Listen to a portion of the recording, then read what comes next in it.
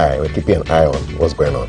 I'm keeping an eye on both of you. I'm also keeping an eye on you. Okay. Yeah. Good morning, and hope you had a pleasant weekend and you're back to the Monday morning quite refreshed. We'll be having a conversation on the Constitution today and the agenda for reforms. The NCCE will be sitting at the table with me, as will the National Interest Movement, and they'll be explaining what they think the new direction for the Constitution should be 30 years on. Okay, there's some good news. Government to construct 3-story, 300-bed capacity hostel blocks in all 45 colleges of education across the country. Where's the money coming from? That's a big project. We'll find out where the money is coming from, all right? Our WhatsApp number is 055-556-1034. If you want to reach us, if you're excited, you're in a college of education, you're thinking, wow, this is good news. When? How? How much? We'll give you the answers. Right, and then I'll be having breakfast later on with Lyrical Joe. He's the VGMA Best Rap Performance Artist of the Year. And so, yeah, send your comments to that guy and let's find out what he has in store for the Ghanaian music industry. And that's what to expect from my side. The hashtag is GTV Breakfast. We are live on Facebook. When you use the hashtag GTV Breakfast, you find us everywhere. Did you survive the flooding over the weekend? There was some serious rain from Friday into Saturday, and parts of Kaneshie looked like Noah was on his boat escaping the destruction of the world. It wasn't easy at all, and a lot of stuff went down that was missing, destroyed, houses flooded. You know, it was just a mess on Saturday. I hope things are better for you if you live in that area, all right? Okay. So at 7, Malti T will bring you breakfast sports. For now, she's standing by to serve you breakfast news. It's hashtag GTV Breakfast. We'll be back. See you shortly.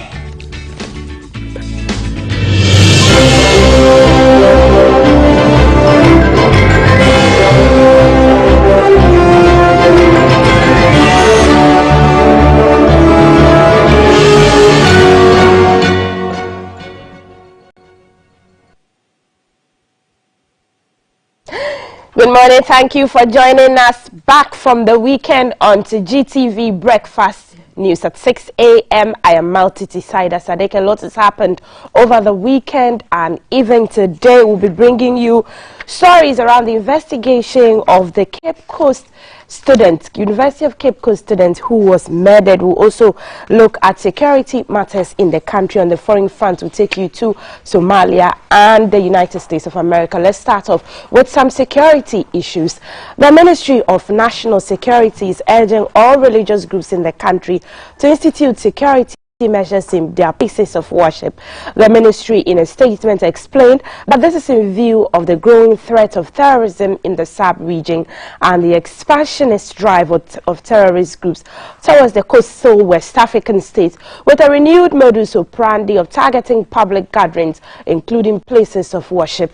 The statement said although it is collaborating with the relevant state security and intelligence agencies to institute measures to avert terrorist attacks in the country, it is imperative that these religious groups also enhance security, particularly in areas where mass gatherings are conducted. The West Africa Center for Counter-Extremism, in its latest report, warned that Ghana is at high risk of terrorism following pockets of civil, political and social unrest in parts of the West African SAB region.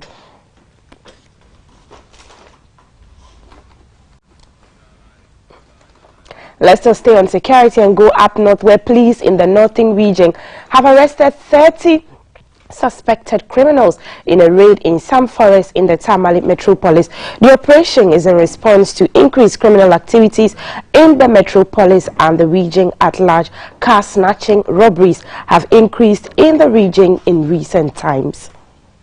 Tamale has witnessed a rise in car snatching in recent times.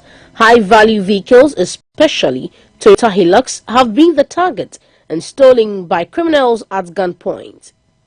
The Ghana Highways Authority, the National Communication Authority, and a national executive member of the NDC, Chief Sofo Azoka, have all suffered this fate.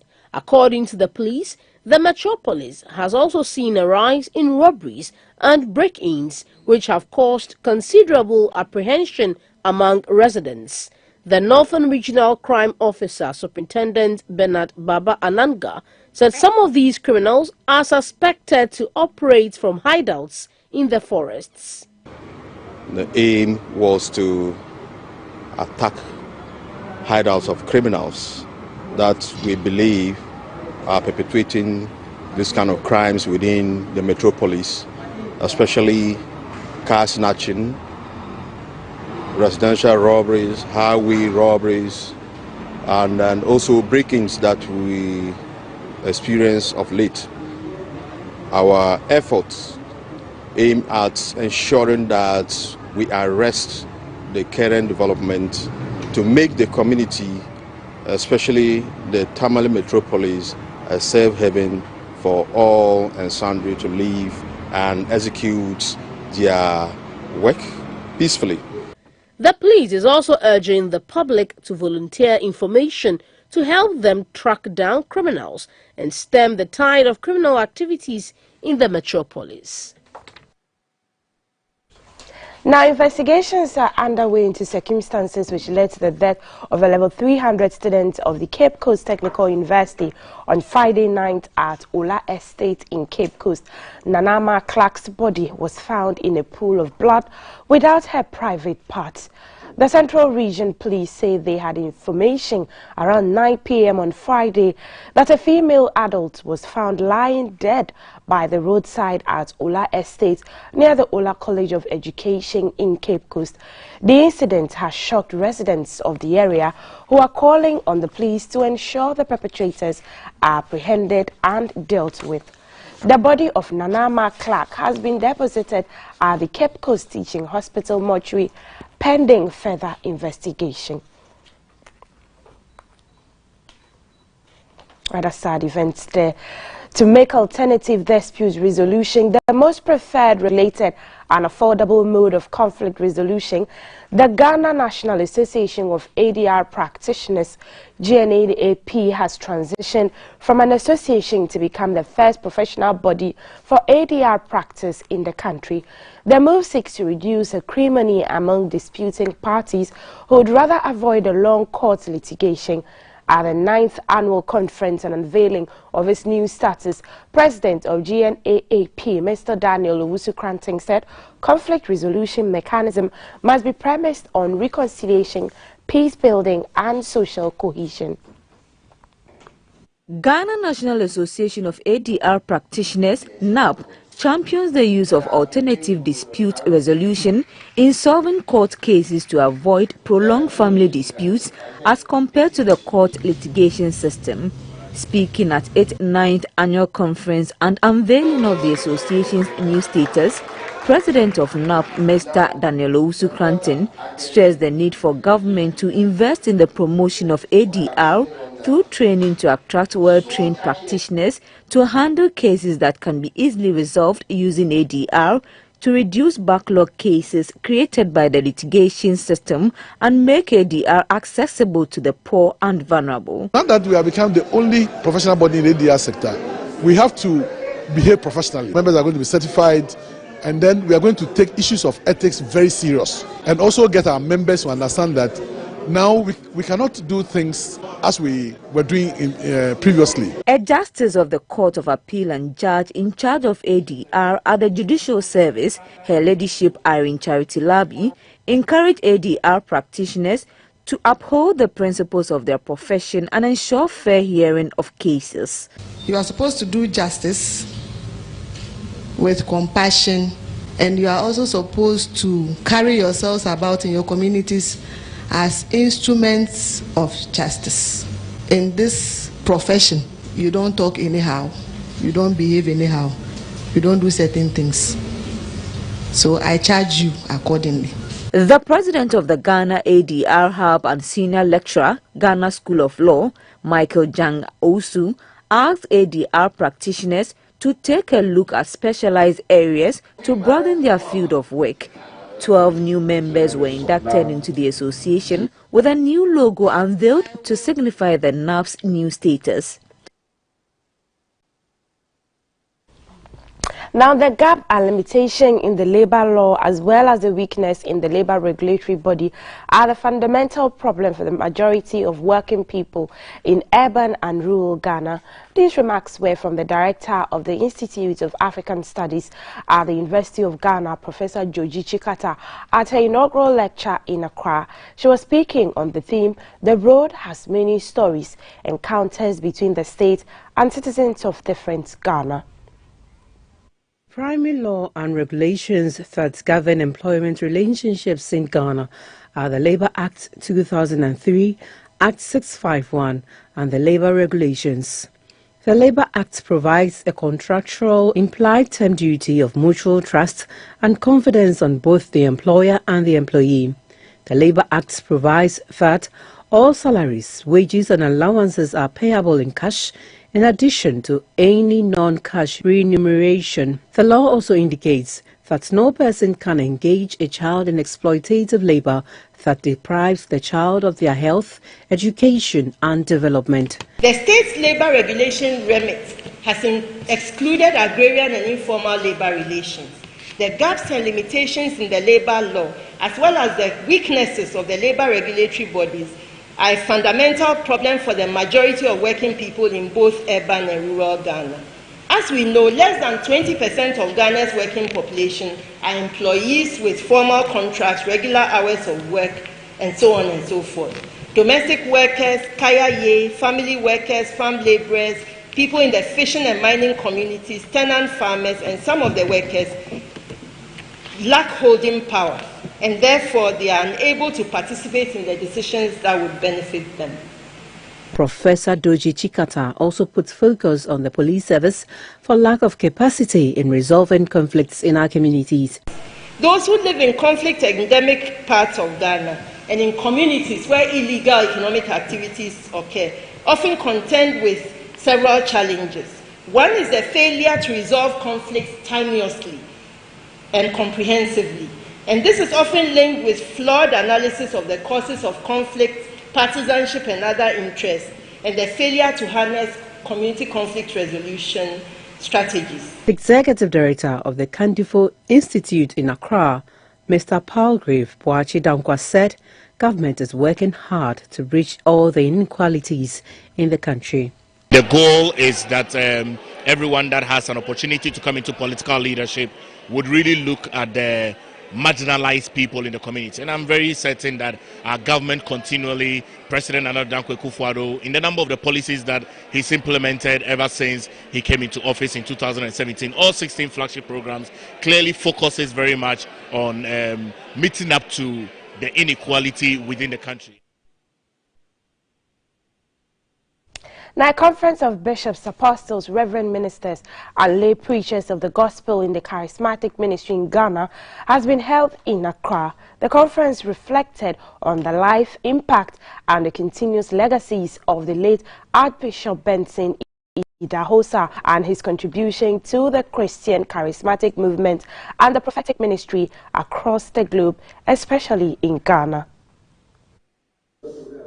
The day's conference brought together members of the alumni of All Nations for Christ Bible Institute International. The Bible Institute was set up by the late Archbishop Benson Idahosa in Nigeria.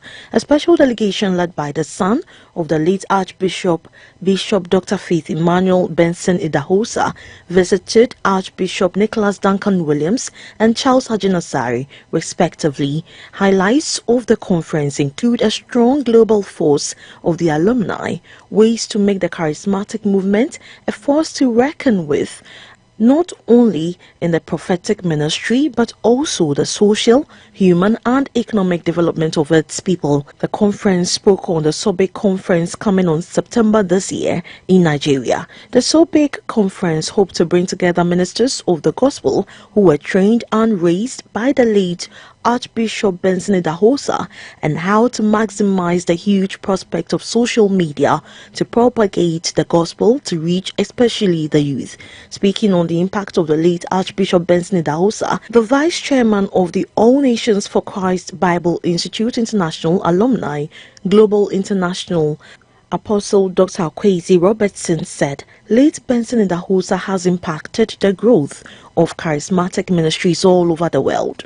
There's no continent of the world that you have gone to that you will not see a preacher from somewhere asking you a question about Idahosa. Idahosa died 20-something years ago, but Idahosas are here. Idahosas are here. I mean, there's no way that one of us will start off to preach that somebody will not ask us, are you from? Are you from? You preach like, you talk like, you lay hand like, and you also collect offering like. The founder and general overseer of Gospel Light International, Bishop Matthew Adai-Mensah, admonished succeeding generation of ministers to emulate the exploits and humility of Benson Idahosa.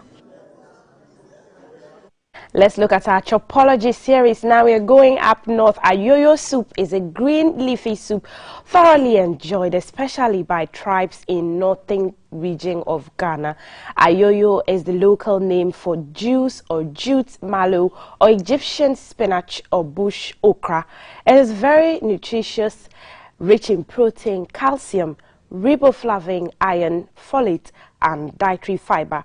It's popularly served with tozafi or what many call teasets. Indeed, there are a variety of recipes for this favorite, but let's hit the kitchen and go through the simple steps of preparing ayoyo traditionally. The basic ingredients for ayoyo soup is ayoyo leaves or jute mallow or Egyptian spinach or bush okra.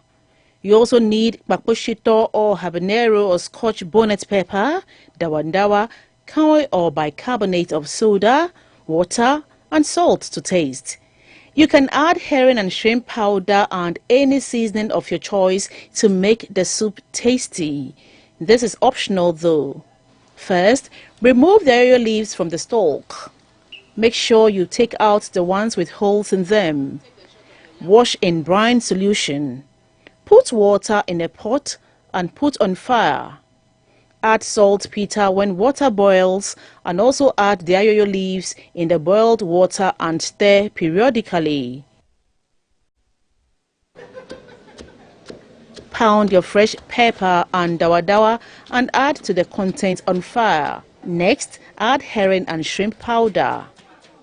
Once we are preparing this soup the traditional way, we will use a special broom used for cooking to continuously beat the leaves until it becomes slimy with bubbles.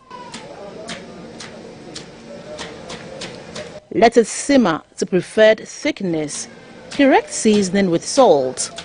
Presto, your ayoyo soup is ready. Next on Chopology, we will show you how to prepare tuwo zafi and the stew that is added to ayoyo soup for that I want more feeling. You can't afford to miss how tozafi and the stew added to ayoyo is prepared, so stay glued to GTV.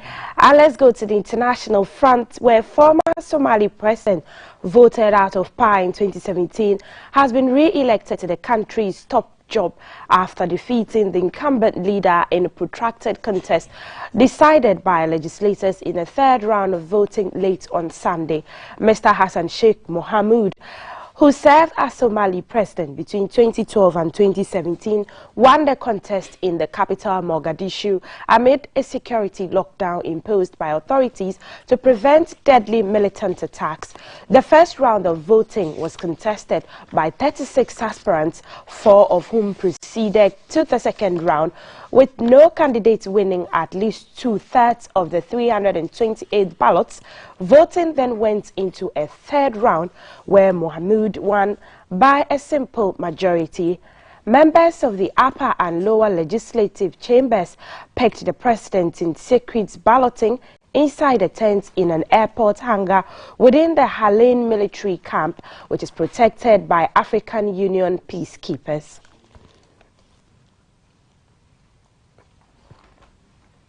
Away from Somalia, let's go to the United States of America and to some sad events. An 18-year-old white man has shot dead 10 people in a black neighborhood of New York State in what authorities are calling a racially motivated attack.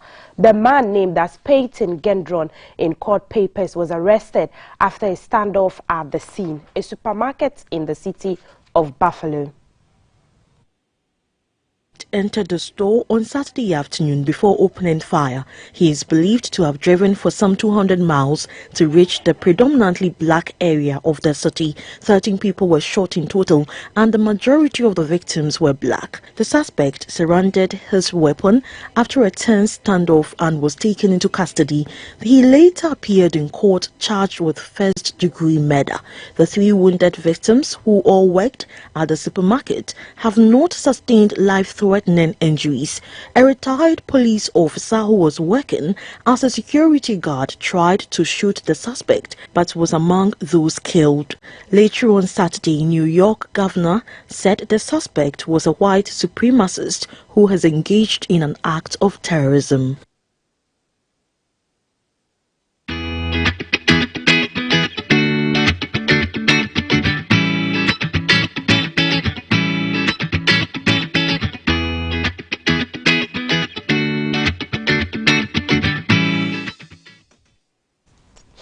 And it's now time for us to know how the weather will look like today and probably tomorrow. The week has just started. I'm sure some of you attest to the fact that there was some storm or rainfall on Saturday, which led to some flooding in some parts of Accra, as Felicity had predicted that there was a storm moving in from Benin and Nigeria area. Now, Felicity Ahafianyo is on the phone lines. She's the head of Central Analysis and Forecasting at the Ghana Meteo Agency, and she joins us with the update. Good morning, Felicity. I hope you had a lovely weekend. Good morning. Thank you. Yes, it was quite lovely, but then, the weather keeps changing, so you also have to be monitoring 24/7. True. What's the weather looking like today? Yes, today, this morning, we have a rainstorm that engulfed the northern regions, and then the upper west, and then the northeast area. So we are looking at rain and thunder over Yendi, Tamale Bole, Damango, Nereluguwa, and Tumu. Later in the day, our brothers over Kintampo, Sunyani, Koso, Techimai will also have their share of the storm. Then it will become partly cloudy over that area. But those of us over Greater Accra, Central and the Western region, Ashanti, Eastern and Volta region, this morning is going to be partly cloudy. The sun will smile on us, and then the temperatures will be as high as 35 over the forest belt, and then the transition. But then the coastal belt temperatures will be 32 degrees Celsius. Then we are anticipating just isolated cases of rain and thunder over the southern sector. Kumasi is still in the forecast for thunderstorm with rain. It has about 40% for this late afternoon into the evening hours. So in terms of the sea is also still expected to be rough, and then we have some patches of rain and thunder clouds over the sea. So fisher folks, they can go out for fishing, but then they have to do so with caution. The water lake is also pretty good. No storm moving in at the moment, but then late afternoon, there is a likelihood of a storm forming over that area. So as usual, I am not threatening them, but then just to make them aware that it's possible there will be a rainstorm, so they can still call Met Office before they go onto the water lake for any fishing activity. So this is how we expect Monday to look like in terms of weather. Across some concerns with the weather, and we want to draw your attention. Okay, go ahead. Yes, how do we reach out to you? How do fisher folk reach out to the Meteo Agency? Yes, they can get to the duty forecaster on 0302 777 172. Once they get that, they should just ask that they want to speak to the duty forecaster and ask whether there is any rainstorm forming or approaching, and then they will be sent Right. Thank you so much, Felicity Ahafianyo, for that rundown of how the weather will look like. If I am you, I would take my umbrella along, because she did say that in the northern sector, there's expected to be some rainstorm which is engulfing the area. Yendi, Tamale, Damongo, Tumu, that's the northern region, upper west, northeast areas. It will also be partly cloudy, and later it may move towards Kintampo, Gosu, Techiman. She did say that in the southern part, across central western, be partly cloudy. Temperatures around the forest area will be 35 degrees Celsius. She did say also that the sea will be rough, so our fisher folk, when you're going out, be cautious. You can reach out to the Meteo Agency in case you come by any concerns with the weather. She did say that the coastal areas, the temperatures will be 32 degrees Celsius. In the south, she said there will be isolated cases of rain and thunder too in Kumasi and Accra across board. So take out your umbrellas and go out so that you can plan your day and be more productive. And that's it for GTV Breakfast News at 6 a.m. I am Multi Saida Sadiq. The week just began. I hope you're in high spirits. I'll be back at 7 a.m. with the sports news. For now, Cafe standing by for the next segment. Stay with us.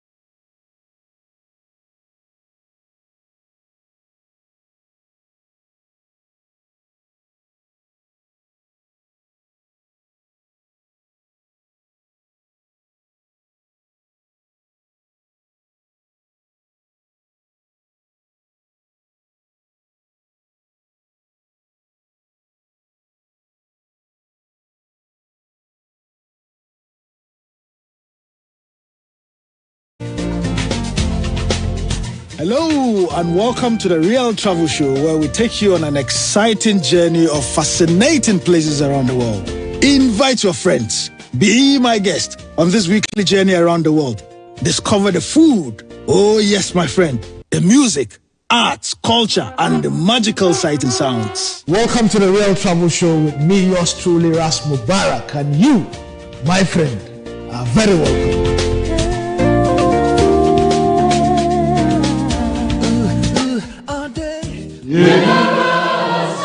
His Excellency Nana Addo Dankwa Akufo-Addo, the President of the Republic of Ghana, in 2016 pledged to ensure free senior high school education for every Ghanaian child. Under the leadership of the President, the first-year enrollment has grown from 308,000 in 2016 to a projected 500,000 this academic year. The Transformation Agenda series exposes you to the varied and various achievements of the government in the area of education, delving into the policies, interventions, and infrastructure development that has occurred under the leadership of the President. Be my guest this and every Saturday through all the 16 regions of Ghana from 8 o'clock p.m. to 8:30 p.m. Transformation Agenda Series, reimagining education for national development. Transformation Agenda Series, coming soon on GTV.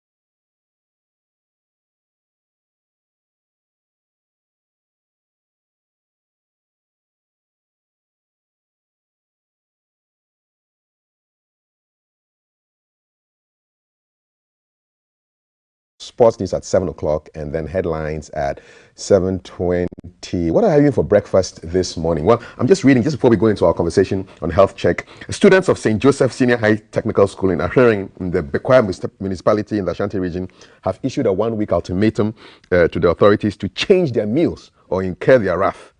As reported by Oripa FM, the students said they have been fed the same meal continuously for 7 days, and they are now fed up. They think it will affect their health. What have they been fed? I'll let you know after Health Check. All right. And talking about Health Check, we're talking food this morning, and we're looking at genetically modified foods. How safe are they? I have with me the Chief Executive Officer of the National Biosafety Authority, Mr. Eric Amaning Okori. Good morning and welcome to the show. Thank you very much. It's good to have you here. Thank you. All right. Tell us, what's the National Biosafety Authority all about? What do you do? What's your mandate? Okay, so again, thank you for hosting us. Yes. The Biosafety Authority was established by law in 2011, but was implemented in 2015. Okay. What we do is to receive, process, and make decisions on all applications concerning GMOs.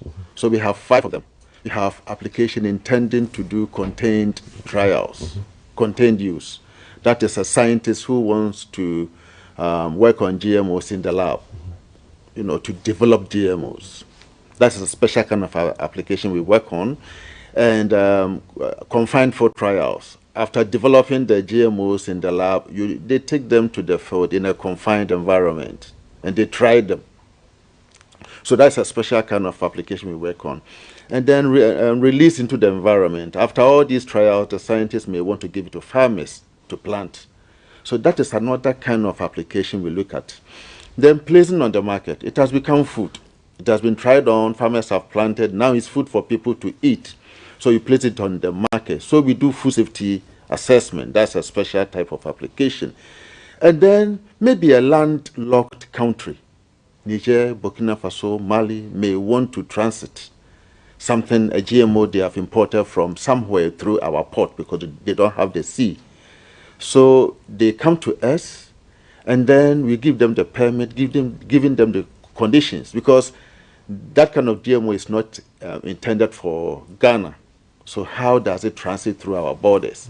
So that's a special kind of application. So we have 5 of them. Okay. And we make decisions on all those things. And in addition to all this, we keep records and data on GMOs in Ghana, and we also serve as the focal point when it comes to international relations dealing with biosafety issues in Ghana. All right. Then, last but not the least, we also have the mandate to educate the Ghanaians. Here, there's a condition on activities under the Act, how we regulate GMOs. And so that's one of the reasons why we are here, and we are happy that you are hosting us. Happy to have you here. And let's talk about the education bit of your mandate. What exactly are genetically modified foods or organisms, GMOs? You've been talking about that. What exactly are they? Break it down for us. Yeah, so let's look at it in terms of ordinary English. Genetically, it takes place at a genetic level. When you go deep down into the cell of any organism, they have the hereditary elements in there. And then modified, it means at that level, the genes, as the name has come out, is altered in a way. So this is how we explain it. We know that garlic is good. Every Ghanaian knows that garlic has a lot of medicinal properties. So every Ghanaian would like to take garlic, and walk around, healthy with the blood flowing as they claim, but then would not want to have the odor on him or her, wherever he is. So that's the problem, the odor. So what the genetic engineering does is that the gene that codes for that medicinal property in garlic can be taken from garlic, leaving the gene that codes for that odor. So that gene can be put in something like rice, which we eat every day, maize, which we eat every day. And that rice and maize will have that medicinal property of garlic, but may not carry the odor. So in that case, that rice has become genetically modified. That is all that is about. So if an organism, be it plant or animal, receives a gene that does not belong to it naturally, it's modified. Ghanaian, so basically these are scientists manipulating the genes of the plants. Yes. Do we have Ghanaian scientists doing this? Are Ghanaians doing genetically modified foods? Yes, Ghanaians started doing it since 2012. The Council for Scientific and Industrial Research applied to us in 2012 to research into newest rice, a rice that can grow where maize can grow, where cassava can grow, and where the soil content in the salt content in the soil is so high. And then the Savannah Agricultural Research Institute of CSIR is researching into Bt cowpea. Cowpea has a problem with the maruca insects. You know, it attacks it right from the formation of the flower, and so it destroys it. So they have come out with this special variety, GMO, of course, which resists that insect. And they have been working on it from 2012. They've harvested, planted the seeds, reharvested, and they came to the National Biosafety Authority. We did risk assessment. We saw that it was a good project, and then we gave them terms and conditions under which they have to do their confinement.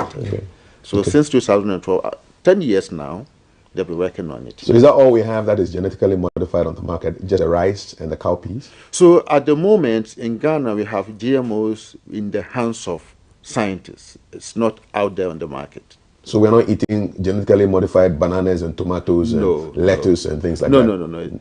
No. Those crops are genetically improved. There are differences. What's the difference? The difference is that they have not received any gene outside their genome, outside their natural cells. It's within them, good ones have been selected, and then that selection has yielded good improvements in that. So they are genetically improved. No external genes have been put in them. So those ones do not come to National Biosafety Authority for us to regulate them. They are regulated by Food and Drugs Authority. So as far as you are concerned, there are no genetically modified organisms or foods on our market in Ghana? On our market, yes. There are none. Okay. So why are there fears? The people have fears about GM foods. When you talk about GM, then you hear people with all kinds of conspiracy theories that people are trying to alter foods to control us, and big companies are trying to control, for example, seeds that when you plant them after a while, you can't replant them, so you have to go and buy seeds from them. You hear all these things? We do. We hear, and we hear more. We hear more than what the public know. So let's talk about the seeds, for example. That is not true. And if there is any GMO coming into Ghana with that kind of character, property, passing through the biosafety to not fly, we will not allow that. Now, history about that. But it's happened in other countries. You know, we hear stories about these things happening in India, where farmers are not able to get seeds because GM seeds have been given to them, and they can't buy seeds to plant the next harvest, and they go out of business. Yeah, so let's put it on record. So coming from the National Biosafety Authority, it is not true. It's a propaganda message. Now, GMOs can be planted, harvested, replanted, and replanted. And that is what is happening at Sari, Nyankpala, and then Kumasi. And the more you plant and you harvest and plant, the more you concentrate the gene on the loci, where the genes are supposed to effectively act. And so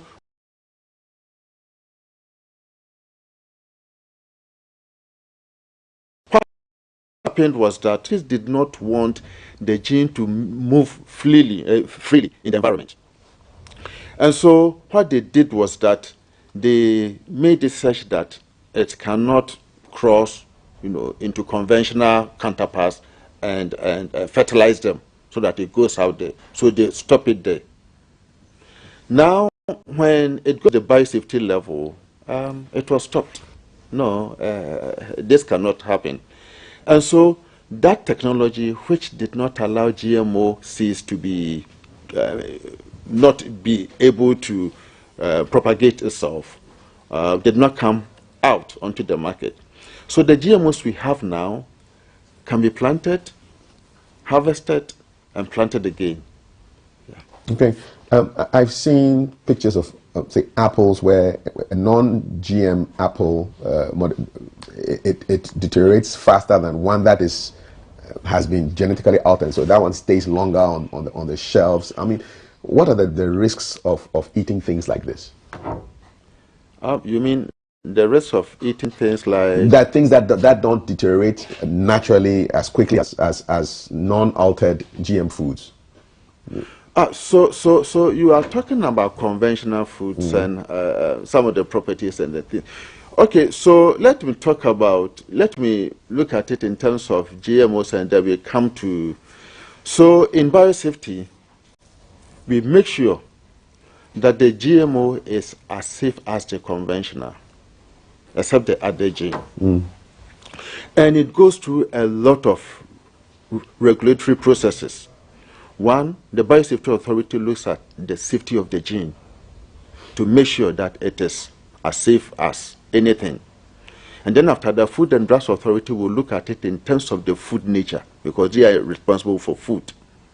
So at least it has gone through these two regulatory agencies. So when it comes to GMO, which has received the stamp of the National Biosafety Authority and the Food and Drugs Authority, we can be sure that it is very safe. Now, to answer your question, if it is a conventional food, if it's an improved variety imported from somewhere, it is not a GMO, but it has some properties that are good for our market, and it hasn't gone through these. So we cannot be that sure about its safety. Okay. What's a conventional food? Yes, we use conventional for non-GMOs. Okay. Yes. All right. Okay. In case you just joined us, I'm here with Mr. Eric Amaning-Okorie. He's the CEO of the National Biosafety Authority. We're looking at genetically modified foods, GM foods or GMOs. And they've been in the news for a while, causing controversy and a bit of scares when people read the news and thinking about health and environmental effects. So, but we're looking at this technology, which is often seen as the key to the next green revolution and has a potential to alter the way food is produced and to deal with world hunger and issues like that. And so we're looking at issues of biosafety from his organization. So now, you were talking about regulating activities involving GMOs. I mean, how does your outfit do that? Yeah, so what we do is that, as I mentioned earlier, we have 5 forms of applications, 5 ways of anybody dealing in GMOs. Contained use, confined for trials, environmental release, placing on the market, and then transit. By law, nobody is supposed to engage in any of these without express permit from the National Biosafety Authority. Has your net grabbed anybody who has tried to do this? Not yet. Not yet. But we hope not. And if we do, the law has prescribed penalties for that. What's the possibility of people flying under the radar and not being, so far, operating without being caught by you? Yeah, it could be. I mean, what's your surveillance activities like? Yeah, that's a very good question. So in looking at all that and expecting something like that to happen, the law made some already existing regulatory agencies part of the Biosafety Authority. So the Customs, Ghana Revenue Customs Division, is a regulatory agency for cross-border movements. And so we work closely with Customs, and we work closely with the Plant Protection and Regulatory Services Authority, Directorate of MOFA. And as you know, these two organizations or bodies are present at our borders. And so they support us in looking at likely inflow of crops being GMOs into the country. The Environmental Protection Agency is our regulatory agency when it comes to environmental release of GMOs. Because from our agency, from our authority, if any individual wants to plant GMOs on a large scale, the person has to go through environmental impact assessment. And so the person goes to EPA. And so we are connected with these organizations, and they support us in the surveillance of GMOs in the country. What's the likelihood that all this rice that is imported into Ghana from the Far East doesn't contain GM rice? So we can say the likelihood is about 99% not being GMOs. Because when it comes to rice, there is only one type of GMO rice in the world. And that GMO rice has just been released. It's GMO rice that has beta carotene. Why? Yes, because they want to, beta carotene helps in correcting eye defects. Yes. So where did they get the beta carotene from to go and put it into the rice? Well, it hasn't got into our hands, so we don't know the source of where they got the beta carotene from. But wherever they got it, they've been able to. But where is it normally found? Where is beta carotene normally found? Already, you see, most of the red fruits that we have, tomatoes has it, watermelon has it, oil palm has it. So it's likely they took the genes from these. They may have taken from these sources and put it into the rice. And that is what makes them red. Okay. So this rice will be red? It's yellowish. It's yellowish. It's not the white rice. Yes. It's just like yellow maize. Okay. And where is this rice? Where was it developed? It was developed in the United States of America. So it's present in the United States. We don't have, no Ghanaian can say that he or she has seen yellow rice in Ghana. But it's on the market there? Yes, most likely to be on the market. So Ghanaians who are there are probably eating this rice? They may be eating it. And so when we have rice in Ghana looking white, there's no cause to suspect that it's a GMO. It's not. It may be genetically improved, to give us the taste and the aroma that we want. So they are not genetically improved. What are some of the fears that you have heard as the CEO of National Biosafety Authority concerning GM foods? Yeah. Okay. So let's look at it in terms of ecological dynamics. When you plant, naturally, pollen grains may leave the parent plant and move to other plants elsewhere. It can also happen in GMOs. If you plant your GMO here, and then few meters away, there is a conventional non-GMO, maybe maize. And you see that maize has a tassel, and the neck of the tassel is narrow. The reason is that when the wind blows, it moves it so that the pollen grain can move and fertilize the maize. So pollen grains can move for some distance.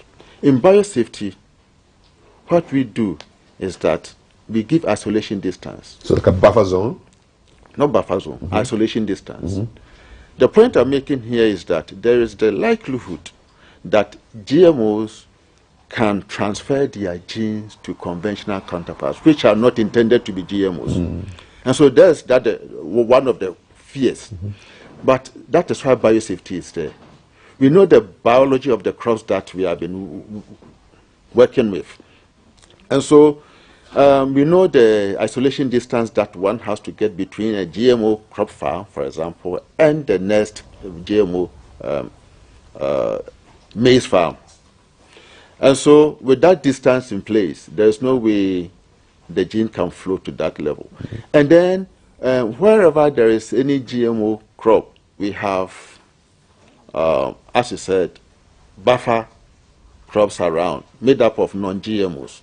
And so these are intended to trap the insects that visit them. And some GMOs also have their flowers fertilizing before the flowers open. Self-fertilizing GMOs. And so we study all these things and we make sure that there is no gene flow between the GMO and their conventional counterpart. That is why the Biosafety Authority is there, and we put in measures to avoid that. How do the plants flower before it's time to be? It's almost like teenage pregnancy in plants? No, it's not. We are going into the sciences. Yes, I want to be there. So let's look at cowpea. You see the flower in the budding, and then it buds usually at dawn, early in the morning. By the middle of the morning, it's shooting out.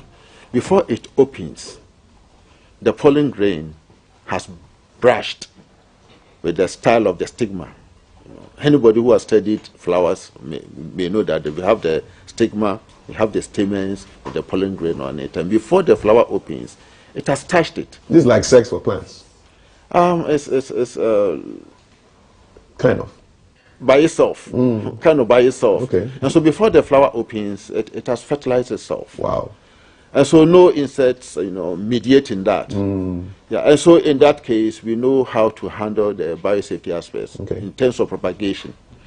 And unlike something like maize, where the wind blows the pollen grain, that one has its own biology. Okay. And again, for some of them, an insect has to visit. Okay.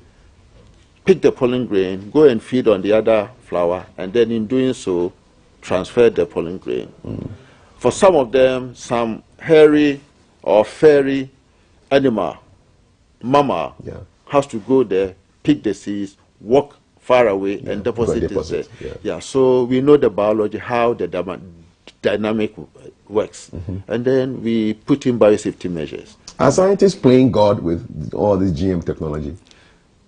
Scientists are not, but knowledge has increased, and that is normal. That's why we do research. Without science and technology, we will be, and with all the improvements and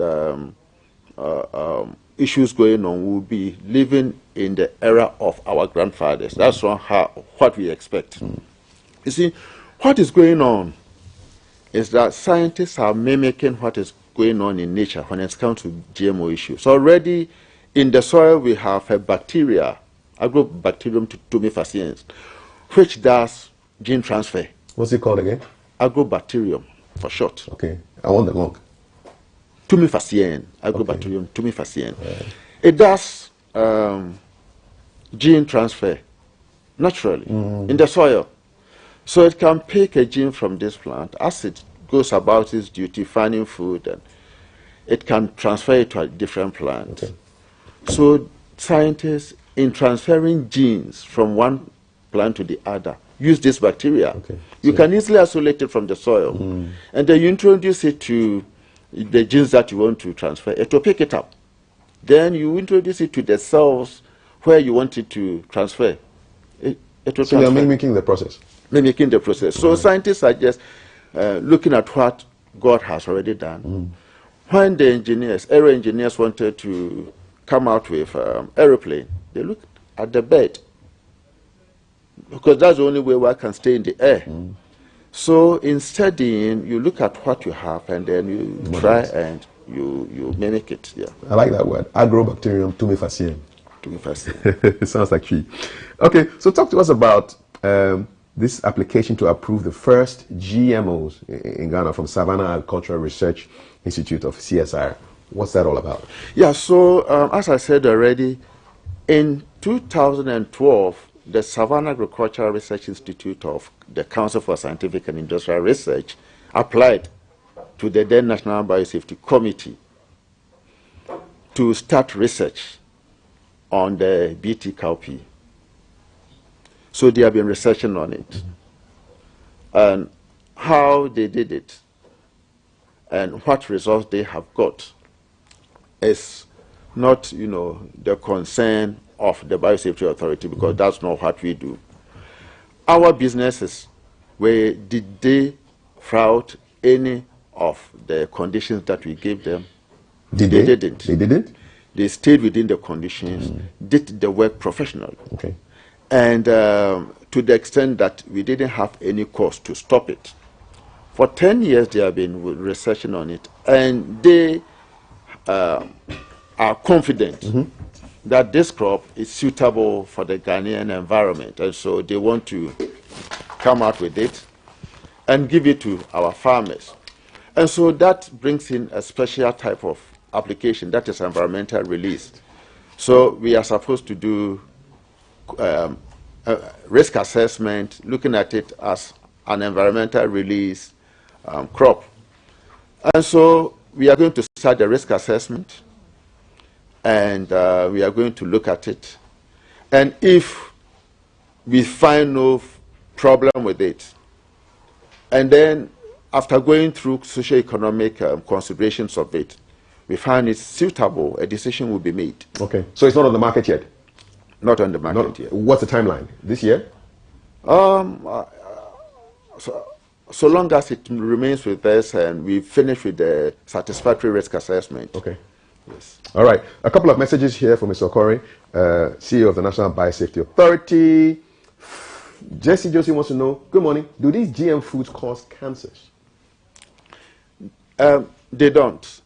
Okay. Because in the biosafety assessment, we make sure that there is nothing carcinogenic in it. And no biosafety authority will approve any GMO knowing it has a likelihood of causing cancer. So if it has got this seal of the National Biosafety Authority, it can never cause cancer. Okay, so this is a message here. Nowadays, when you leave rice in the rice cooker, it goes bad after a few hours. Didn't used to be like that. Can I blame it on a GMO? Yes.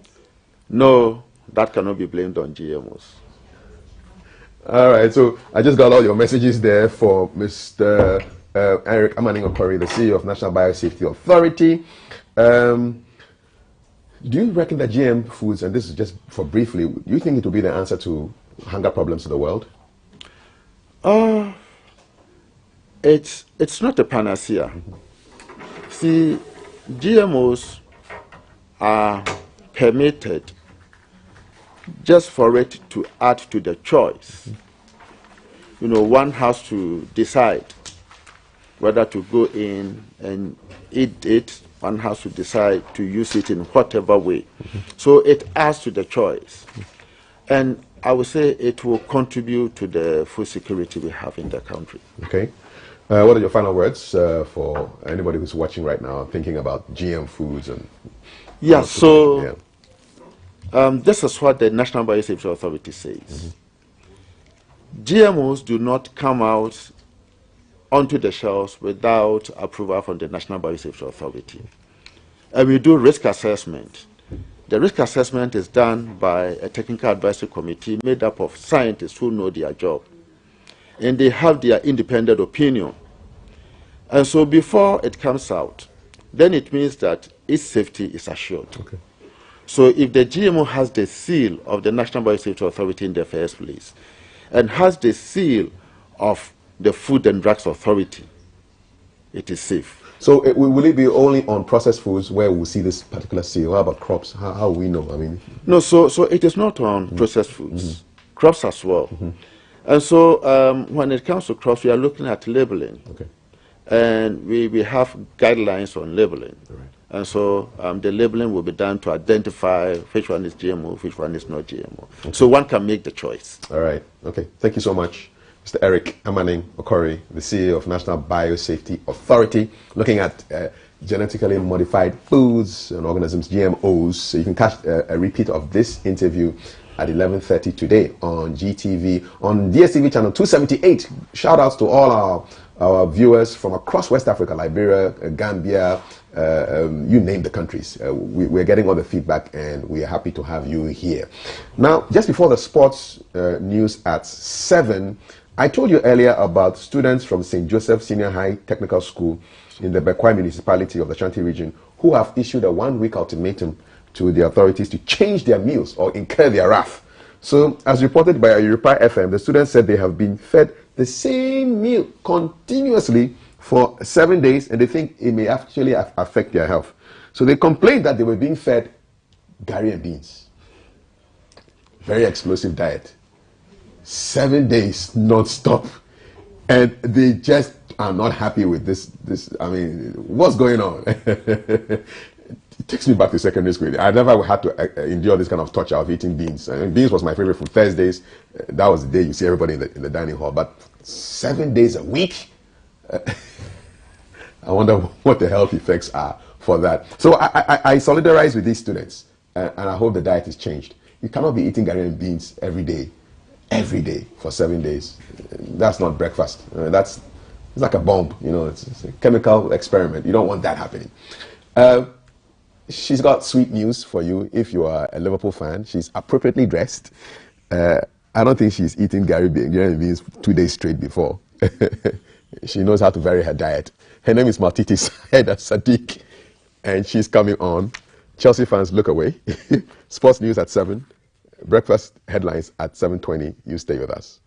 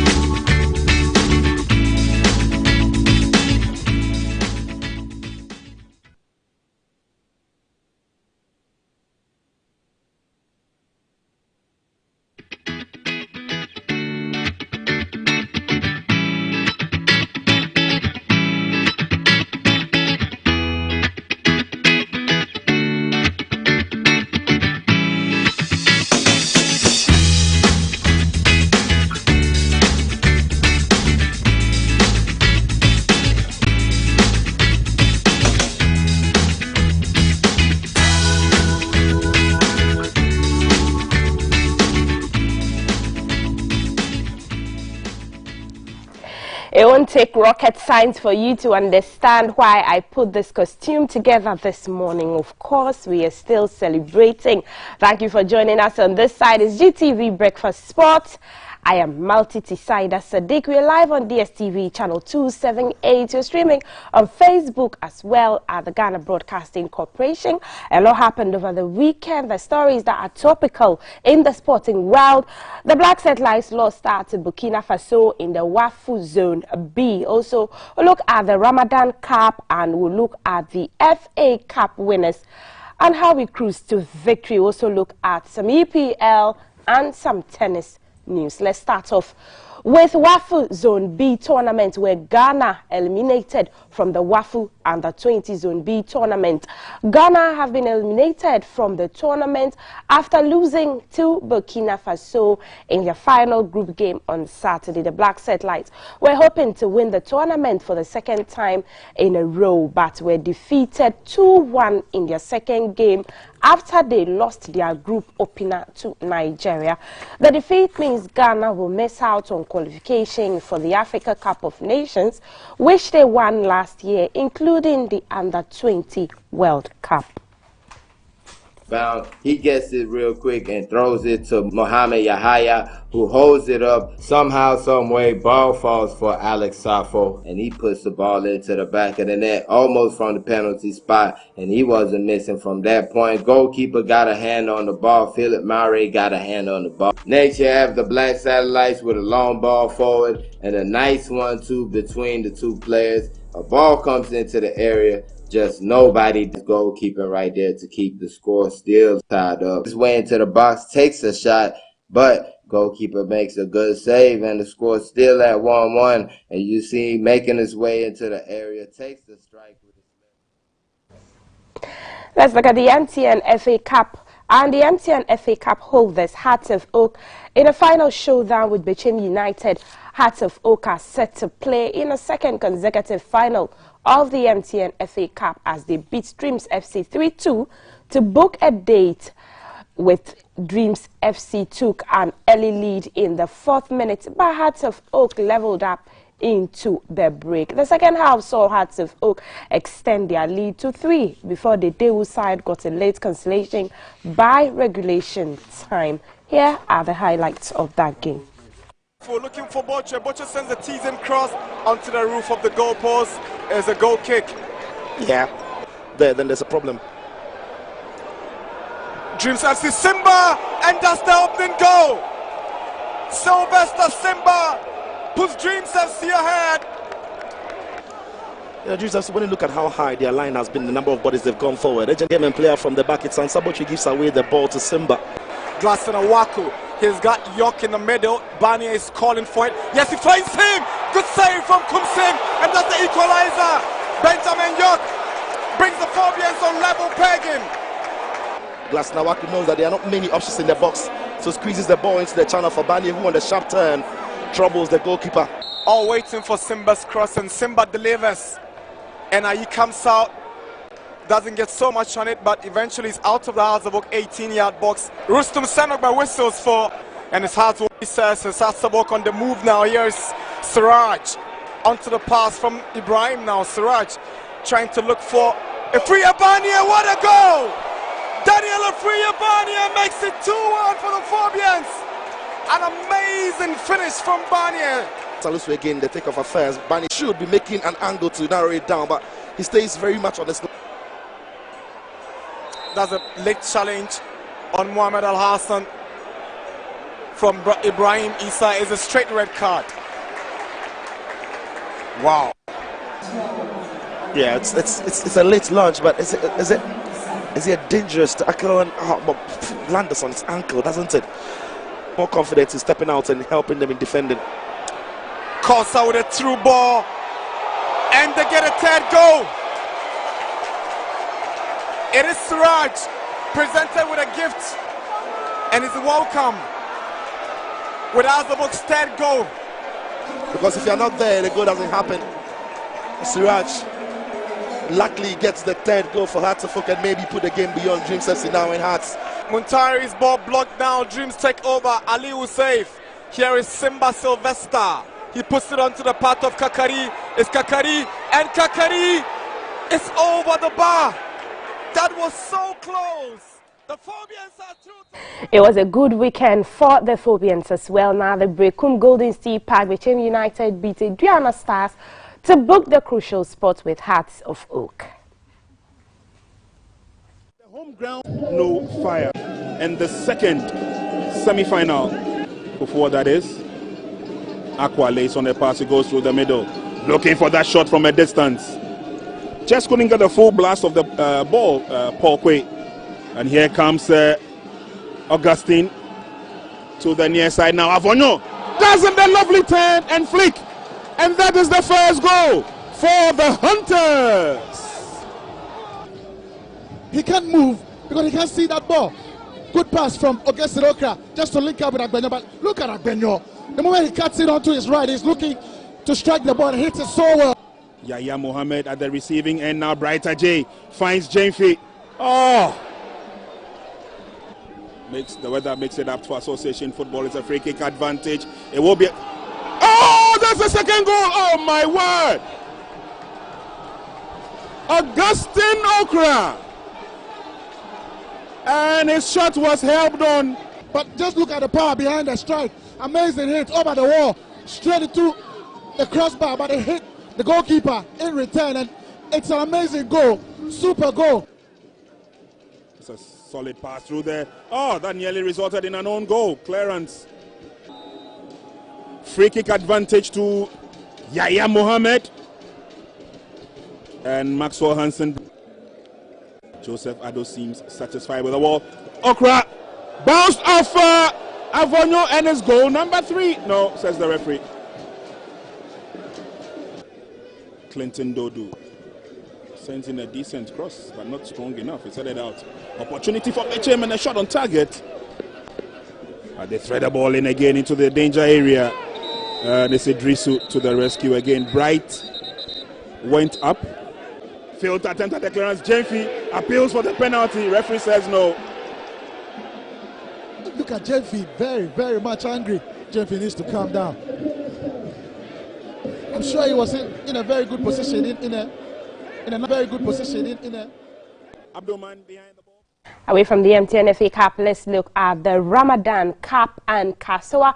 Our second-time champions of Ramadan Cup holders, Kasoa FC, have been crowned champions of this year's Sheikh Shaributu Ramadan Cup at the Fadama Astro Turf Park in Accra. They beat North Kaneshi Night Market 4-3 to be crowned 2-time champions in a row. The tournament, which is organized to honor the National Chief Imam Sheikh Osman Nuh Shaributu, saw the 7th edition well patronized by the number of teams increased from 24 to 28 teams. Quality of the medal. Quality of the medal. You need to. Obama person can say me. When you are no dear be, we share medal when you are no kululu medal. Thank you very much. Congratulations. So now before your celebration.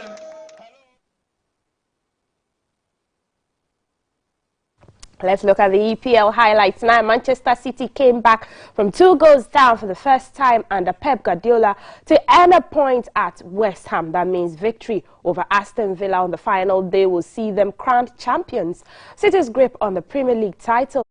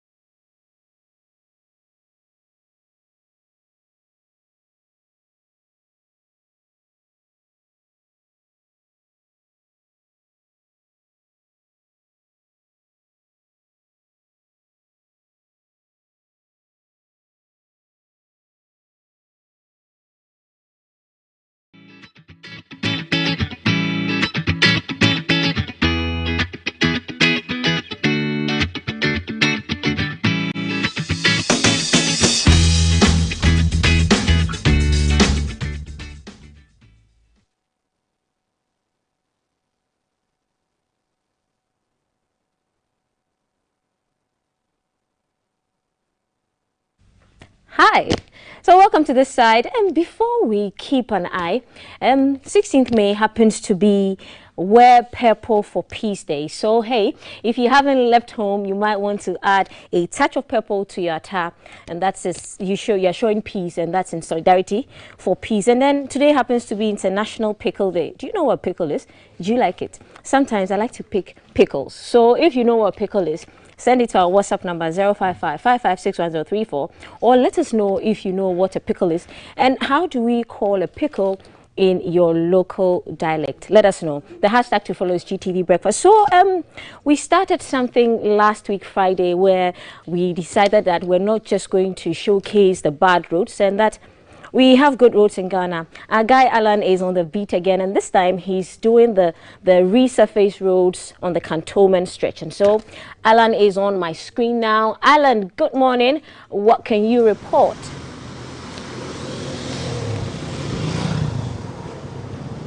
Hi, good morning, Valerie. Welcome to Cantonment. And unfortunately, I'm in blue, and this is in commiseration with the boss. You know what happened to the Blues, and so commiserations to him. But again, on world peace, it is peace and peace and peace to every other nation the world over. As you mentioned, we're currently looking at the major and minor roads throughout the country that's seen some kind of facelift or some kind of retouching, resurfacing, rehabilitation, and we're bringing all these to you only on hashtag GTV Breakfast. We did, as I mentioned last Friday, started this from the North Ridge Enclave, but today we're coming to you from Cantonment. I'm right in front of Christ the King, the Catholic Church around Cantonment, and so I'm only about 50 meters away from the seat of government. The Flagstaff House is about 50 meters in that direction, but we're going to head towards the Cantonment police station, so the Cantonment post office end, and from there we'll be going through the Bafferstock, the Akufo-Addo roundabout, in which case we'll see the Togo embassy, and then we come back on ourselves towards the Cantonment Elwak Sports Stadium end, and that's where Keep an Eye this morning will come to end. I'm hopping onto the GBC car, and come with me as we ride towards the route I have just mentioned. These roads have recently seen some really very huge resurfacing work, and whereas in the past driving on this road will be one which comes with humps and bumps, today if you're doing so, it's as smooth as a runway for first-class airport anywhere in the world. And so we're heading down towards the Cantonment post office end, even though we will make a right turn just before we get to the post office and then come back on ourselves, and then we hit the exact same spot just as we started. To our left, just immediately where we went past, is the Indian House, or the residence of the Indian High Commissioner to Ghana. And then just before we go forward slightly, to my right will be the road going towards the police headquarters or the Korean embassy. It's a really very smooth road, and so if you're not careful, you probably would think we're stationary.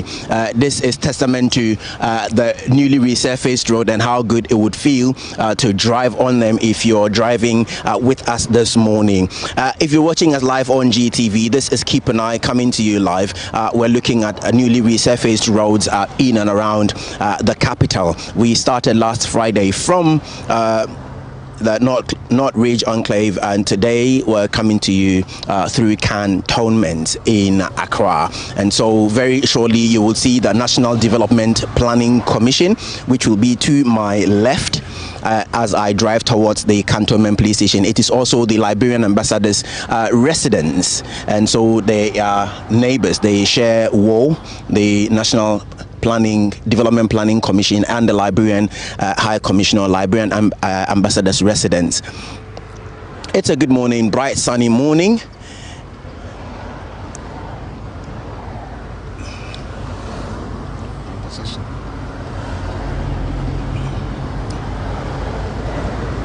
Right, and so very shortly we'll be making a right turn towards the buffer stock, which road would lead us towards the Akufo-Addo roundabout. Just a little background: Akufo-Addo roundabout is not named after our current president seated. It is named after his father, who was once a national leader of this country. And so if you hear me say Akufo-Addo roundabout, it is not named after our current president, His Excellency Nana Addo Dankwa Akufo-Addo. It is named after his father, and this is just next to the Togo embassy.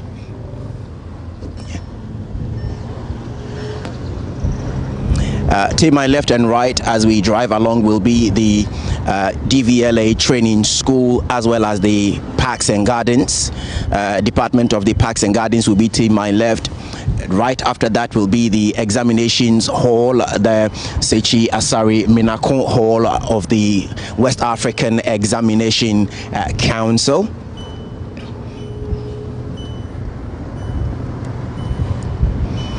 And so right after that will be the Togo embassy to my left, and then we're making a right turn, we're making a right turn towards the buffer stock. And so for those of us who are not really very familiar with Accra, as we turn off the switchback road where the Examination Council, the National Development Planning Commission, as well as the Parks and Gardens are, a right turn just before the Cantonment Post Office would take you to the Ghana buffer stock, and the same road would lead you to the Akufo-Addo roundabout. This very road on which we're driving currently would have been one that would bring you visibly so much wobbling and shaking because of the surface. But as you can see today, thanks to good works, this is a smooth one to drive on. And you will definitely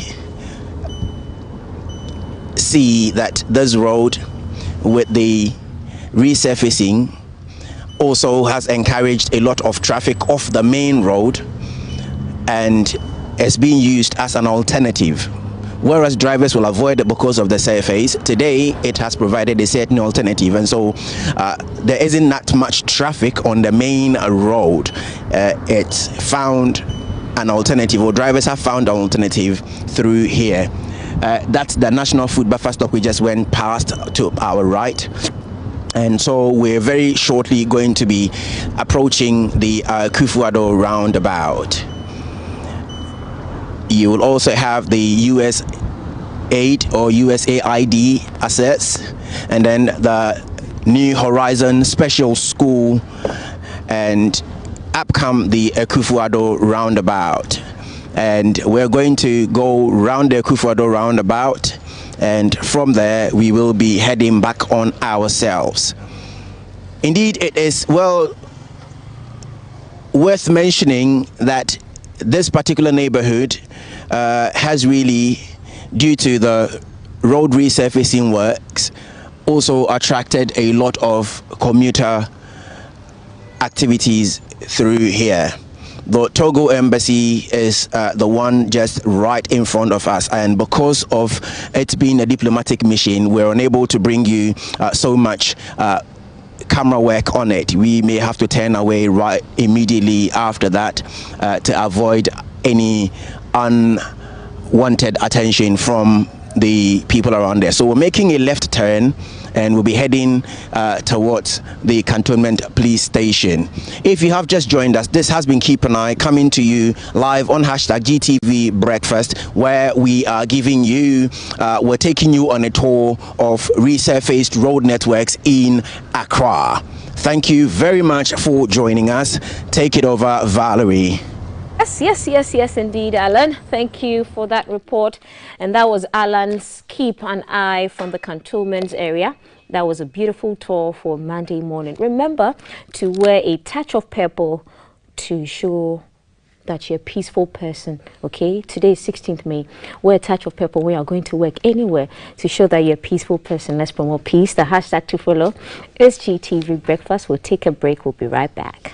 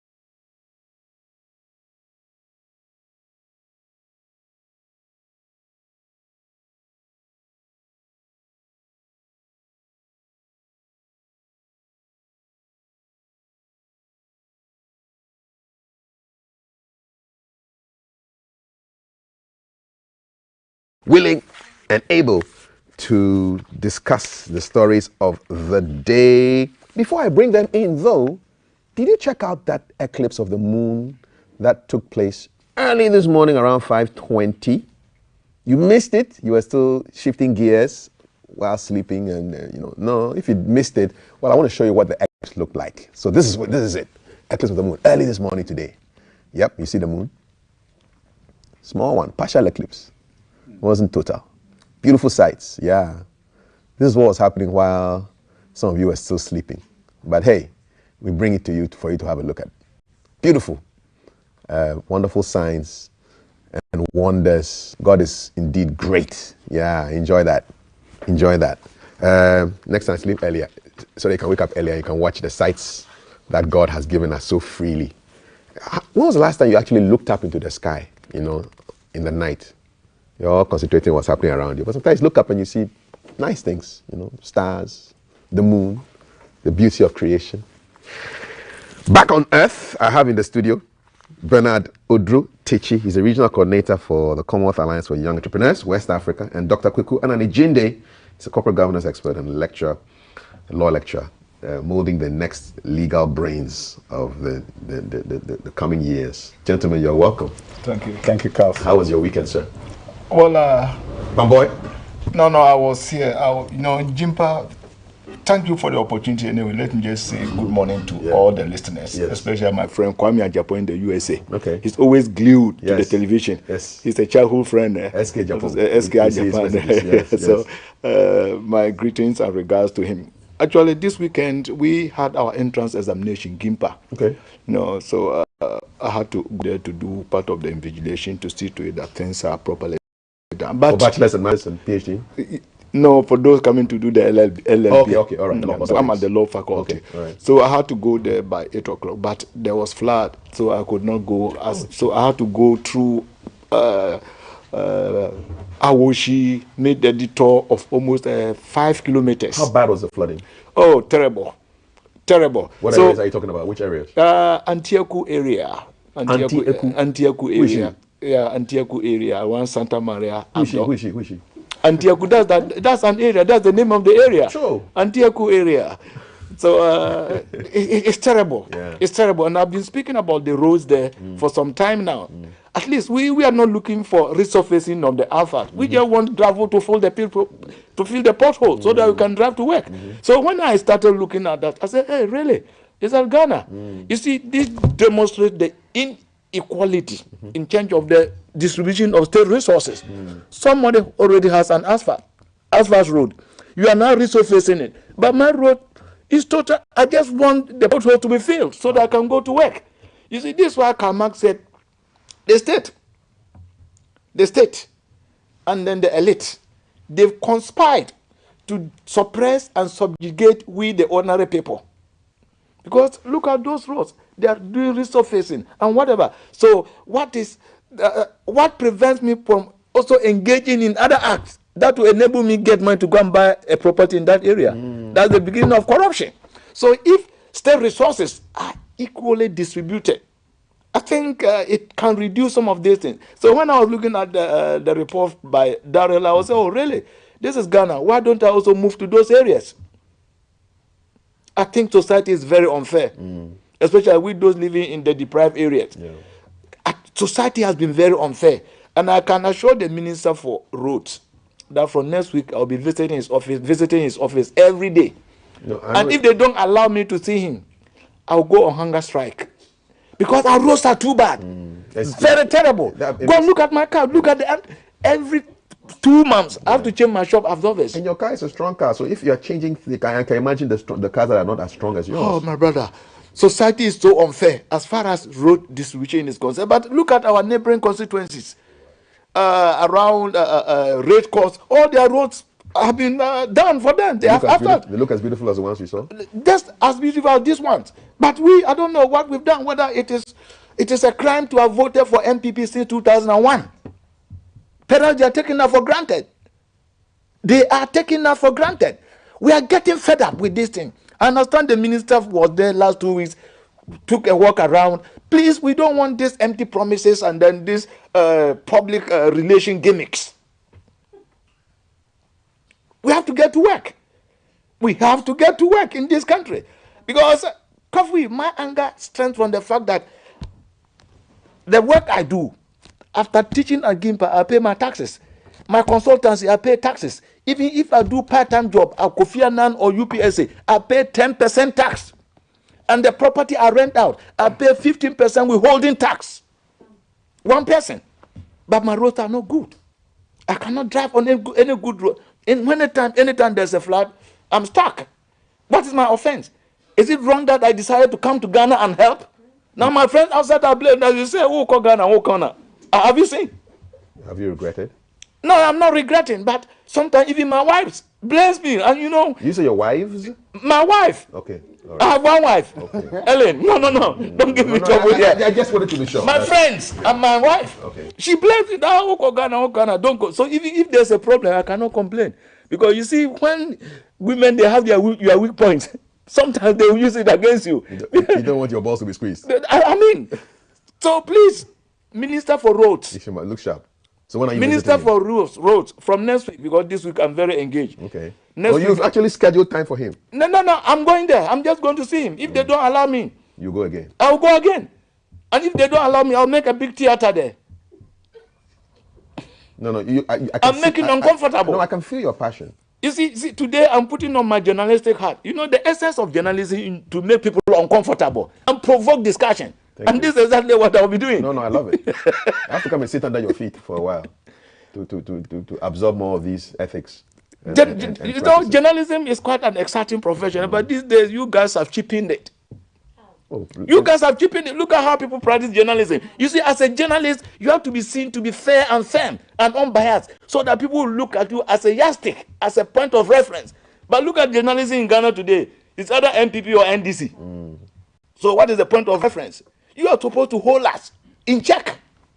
But if you all take positions, for whatever reason, yes, journalists, they have the right to support whatever party, but you must be seen to be impartial. Because if you are aligned to a particular political party, how critical can you be? So it means we are losing all the critical voices. We've lost them already. We've lost all the critical voices in this country. There are no critical voices. It's unfortunate, but these days some of us will start talking. We will talk. And I know the moment you start talking, they will brand you. Me, I don't care. It is up to you, me and my conscience and my God. That is the only people I'm traveling to. And thirdly, my country. Not any individual organization or political party. I like your fire. Thank you. You're welcome, sir. I like your fire. Thank you. Dr. Kweku Anane Jinde, displaying fire and passion this morning. And that's what we want. Thank you very much. You're welcome. Okay. Bernard, how was your weekend? This weekend I did two important. You know, let's say good morning to your viewers and your listeners. I started this access course for LLB study in Ghana for the first time. And that was from the year 2012 to 2017.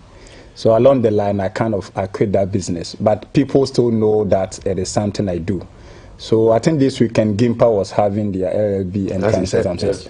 So close to about 20 of the students were at I was preparing them to go and write that access course because it is something I've never been to the law school, I've never been to the faculty, but it is something I do and they pass out of my hands.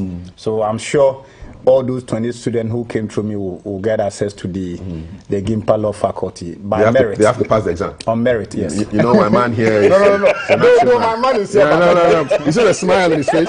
He said, you better pass your exams, brother.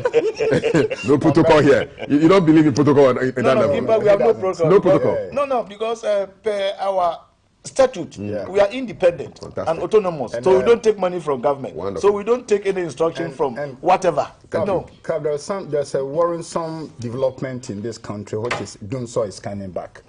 And we should stop playing around this dilly-dallying. You know, government must be forthright.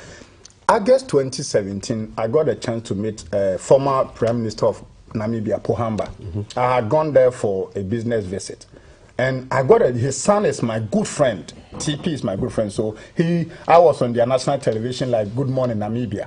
So after the show, he requested they should bring me home to his estate. I went and I had a very long 2-hour chat with him. And I asked him that of all his days as a prime minister in Namibia, what is the one singular thing he regrets more? He said that there were people who are around him and they failed to speak truth to him.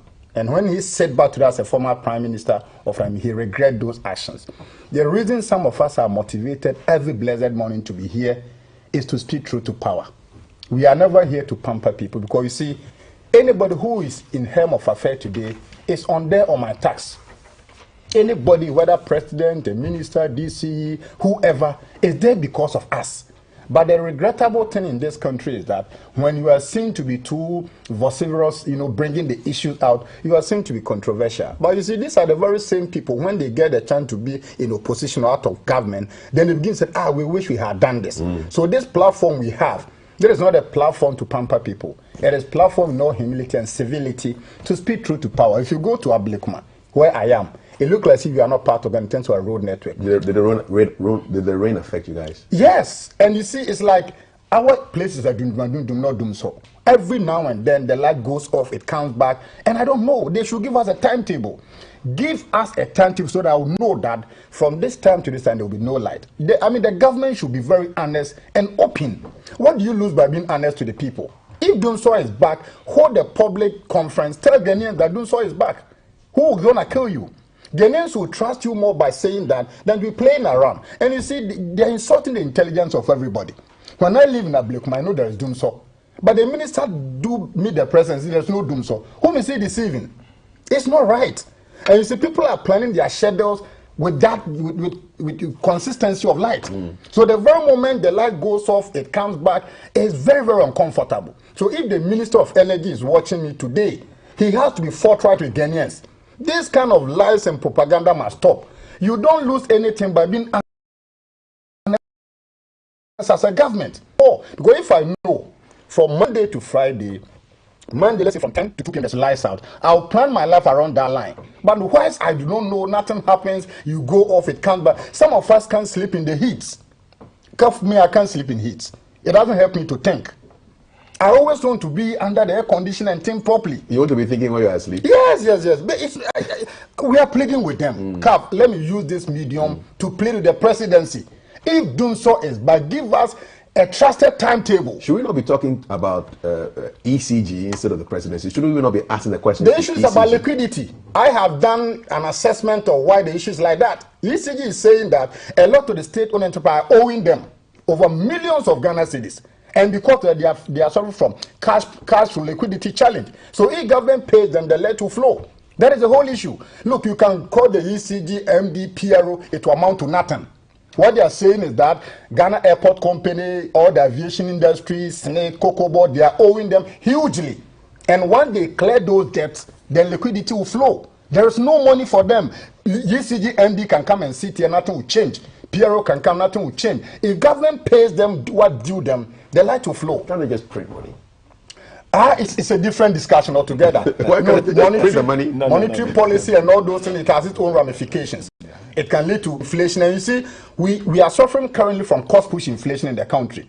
When you print more money, it will lead to demand pull inflation. Double wahala. So people should just pay up what government should pay ECG. All those SOEs, state-owned enterprise that are owing ECG, they should pay the minimum 50%. Once they pay, then they will be in the position to buy crude oil to power the energy sector. Nobody should come and speak big English. We know the economics. So issues of roads, Antioquia and all those areas that Dr. Santa Maria, roads, and then power. Yes. Yeah. So let me put those questions to you. Roads, power. The issues, big issues for the day this morning. What is your experience? We want to know where you live. Okay? And just go to Twitter. Look, follow me at Kafui Day, Kafuidey, and then follow the GBC Ghana on Twitter. And we want to know from you, what is your experience with roads, and power? We want to just try and get a rough and ready feel of the situation. I mean, the authorities are telling us that Dunso hasn't come back. This is the year of roads, so some places are being resurfaced that we saw from Darrell's excellent report. But then areas like Santa Maria and Antianku and they're suffering. Sutium is suffering. You saw the pictures Saturday morning. Kaneshie was like Noah. I was expecting to see Noah's boat at any time, you know, with the animals inside escaping the world, because it was deadly serious. You know, people could easily drown in that. You know, you don't know where the gutter meets the road, where the road ends and the gutter begins. So we have road issues. I mean, it was just look. This is what was happening on Saturday. This is just cars submerged. You know, risks. There were fires going off in certain places. Homes flooded. I mean, look at this is a highway. This is like the Volta Lake. You know, yeah. So there are issues of roads and power that we want to talk about today, and we want to know your experience. Where are the problems? We're doing this so that we can highlight where the issues are and then draw attention to them so that action can be taken. You know, and we can get some answers. Today, for example, from 10 o'clock, the PRC will be having a conversation around these proposed tariff increases that ECG wants. The ECG wants 148% increase. Water wants 334. VRA, Gridco, NETCO, they all want increases.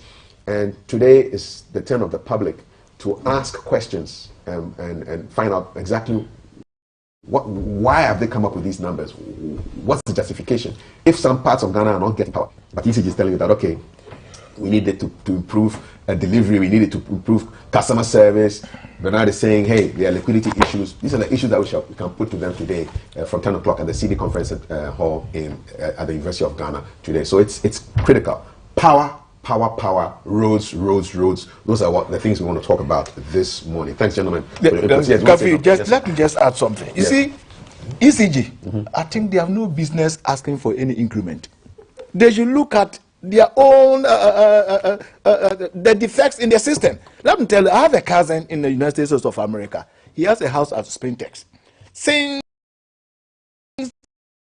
we were giving the during the COVID lockdown, up to now, nobody has sent him a bill to pay.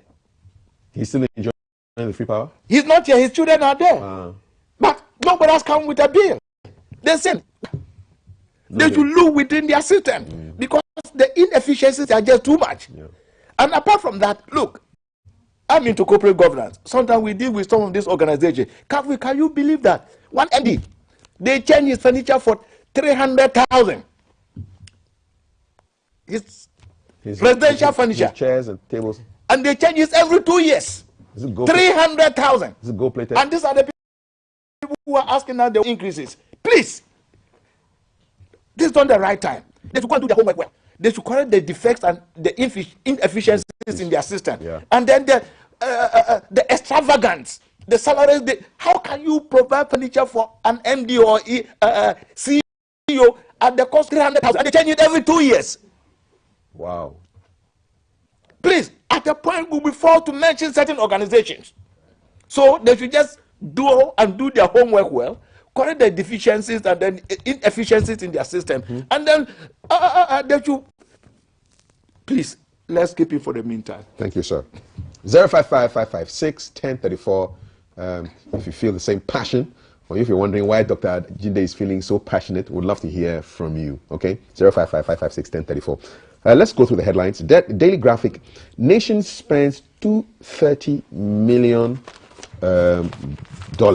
Why is Graphic giving us figures in dollars? Daily Graphic, why? What's wrong with the CD? Nation spends $230 million. Do the mathematics. I'm sure it's 7 or is it 8? Where is it now? Yes, I think it's 7.4. 7 point something. Yeah. So multiply.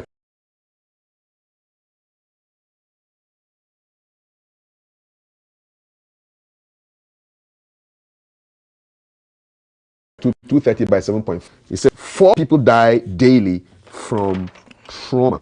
So he is the acting director of the Institutional Care Division of the Ghana Health Service. So a lot of money spent on injuries. You know, that's a heck of a lot of money. Big money. Inquisitor: Alleged food poisoning. Mawako dug own grave. That's the very dramatic headline there from today's Inquisitor. Ghanaian Times: Threat to security. National security warns churches. President Akufo-Addo others pay last respect to Dwabehini and Omahima. Teacher pours acid on 14-year-old boy for stealing a bicycle. And the child has lost their arm. You know, that's how bad it is. Government to construct 3-story, 300-bed capacity hostel blocks in all 45 public colleges of education nationwide. Saturday downpour, parts of Accra flood again. May, June. That's what happens every year, every single year. The Finder, road crash deaths hit 943 in 4 months. Wow. That's almost 250 deaths a month. 8.8%. And this is actually an improvement. 8.8% decline. Compared with last year, by this time, the first 4 months, it was 1,034 fatalities. Not to talk of the people who are injured and traumatized and have flashbacks anytime they are in a car and they see something like that happening, you know. Energy Ministry rejects John Jinapor's doomsday prediction. That's a Finder. Ghanaian youth advised to build capacity to generate more income. And then the Ghanaian Observer leads with government readies Asundre Park to honor late Atta Mills, whose the 10th anniversary of his passing will be on the 24th of July. So we'll have a couple of months left to that. Okay, gentlemen, big story for me. Wow, because we are doing a road safety campaign which has to fix the traffic lights issue, and but honestly speaking, it's dangerous to drive in Ghana. Very, very, very dangerous. It's dangerous. I mean, compare with wherever you've lived, and when you get behind your car, you say a prayer. Yeah. Well, definitely. Oh, Bernard, go ahead. No. Go ahead. You see, definitely, you know, before I set up, I just say my rosary. You know, I have my rosary in my car. Protection. You know, I, as a Catholic, I say my rosary, call on the Holy Mary to protect and guide, because our roads are the most dangerous places that one can find himself during the day. Actually, I saw a league table and they put Ghana at the top, really, as far as dangerous roads. Most of the road accidents can be avoided, and we can attribute it to recklessness and unnecessary overtaking, overspeeding, vehicles that are not roadworthy. Sometimes we have big vehicles that have been left on the road for so many years, for so many months, and nobody cares about them. So sometimes I think the problem we have in terms of road safety is self-inflicted. And that is why we expect the Road Safety Authority to do a lot of education, sensitization, and then whatever. And some of the drivers, before they get behind their wheels, sometimes some of them understand they take certain substances. Yeah, I heard there's cocaine toffee. Something like that. That keeps you and awake. Apart from that, some of them, when they are also driving, you see some of them being on their phones, which is a criminal offense, and you can go to jail for that. But how many of these drivers know this? So we need to educate, sensitize our people that, look, this is wrong and this is right. You cannot do this while driving. Apart from putting yourself at risk, you are also endangering the other road users. So it is a holistic thing, and I think we must do more than the yearly thing where Road Safety Authority go on the road to educate people. No, it should be a continuous thing. It should be something that we do on yearly basis, on daily basis, instead of just leaving it to 1 month of the year and then we go and then we do some whatever and then we leave it. It may be an unfair comparison, but you lived in Germany for quite a while. Yeah. How do they deal with road safety issues and public education? Just give us. You see, what they do is that before you acquire your license, you are supposed to register. You are required to register with a registered license driving school, and then you go to the classroom first. They take you through the history of cars. The history of cars. Oh, okay. And every morning when you get up, what you have to check before you move your car, they will take you through that. And then they will take you through the practicals. The first thing, when you enter the car, you are sitting arrangement. You are driving mirror, left and right, back, you check all. Put on your seat belt before you drive. And then you have to drive in the night. You do the city driving, you do the night driving, you do the rural driving. Oh, interesting. So it takes you about 4, 5, 6 months before months before you get your driver's license. And on the day of the examination, if you make one mistake, you are gone. One mistake. you are gone. They won't give you your license. So you have to go and do the retraining. And if you are given the license and you drive through traffic, red light, once or twice, they take your license and they tell you that go for medical examination. They have to check your mind. Man, for real? Because it's not normal for someone to drive through the red light. So they have to go back. They take your license. You have to go back. They check straight to the hospital. They will let you go and see a psychiatrist to examine whether you are okay. For real? Yeah. Before you go back and then do the training all over again for the next 2 or 3 weeks. So they are, before you see, it is very expensive. And before you get the driver's license, you pay about 2,000 to 3,000 euros. Yes, because the number of hours you need to drive. 2,000 euros before you get your driver's license in Germany. So most of our boys who think that it's too expensive in Germany, they quickly move to the UK. Within 2-3 months or even 4 weeks, you can get your driver's license. Yeah. 2,000 euros for 2,000 euros for a driver's license. Wow. So my first daughter, before she got her license, I told her, look, I will help you, but you have to save part of the money. So she saved at least 1,200, 1,300, and I topped it up. 65%. 65%, because she has to learn to be responsible.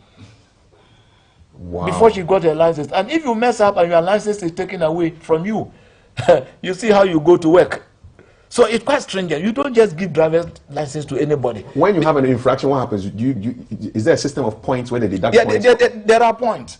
If you drive through the traffic light, the red light, there are cameras all over. So they just capture you and then they send you the picture and then everything that you drove through this traffic light. So as the first time offender, pay so much within 2-3 days. If you don't pay, the money increases. Oh, it's running? Yeah, it's running. If it's about 20 euros and you don't pay, the next week it will get to 25 euros. If they send you a reminder, the letter that they send as a reminder, you pay for the letter. They'll calculate it that the reminder we've sent costs us so much. So it's included in the fine that you are supposed to pay. Germany. Yeah, Deutschland. Ordnung muss sein. What does that mean? That there must be order in society.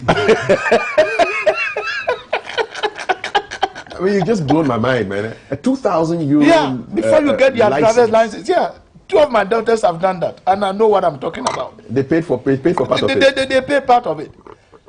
Wow. Yeah. So if you are able to if you go through this vigorous process, you don't want to mess up, and you know that there are consequences in case of any breaches or reckless driving, irresponsible. No, you will pay for it, and if you are not lucky, your license will be withdrawn, and you are stuck. What can we learn? It means we have to. You see, I don't know how the driving schools, how they do, what training that, what sort of training they give. I'm trying to get through to a driving school person just to give you an idea of exactly how it goes. I mean, it's too lax. Even sometimes I understand you don't go. You just tell, you can pay some money to some of the driving schools and then they will just give you. And even here, I hear even at the DVA office, you have contractors who write the examination. Oh, really? Yeah. These are good stories. You guys should investigate. Investigative journalism. It shouldn't be about MPP and NDC every day. We should do some of these investigative stories to expose some of these things. Because that's the meaning and essence of journalism. So we have a long way to go. So there are a lot of loopholes. And then the regulatory body, DVLA, what are they doing? I understand they've gone digital now. But the infractions that are going on there, my brother, you can't imagine. So they must sit up. Because our lives are in their hands. They regulate who can be on the road and who cannot be on the road. So we must have people who are sane to be on our road. Because if we don't do that, they constitute a danger to all of us. I'm still blown away by the medical evaluation. When you run through, they take you. Yeah. 2 times. First one, they give you a warning and then you go and pay. Second one, they say, no, there's something wrong with you. You have to go back to a psychiatrist for them to examine your mind to see. Because for them, it is not normal for you to do that. Of course, it's not normal.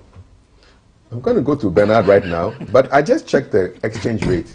So a 2,000 euro driver's license is equivalent of 15,483 Ghana cedis. Yeah.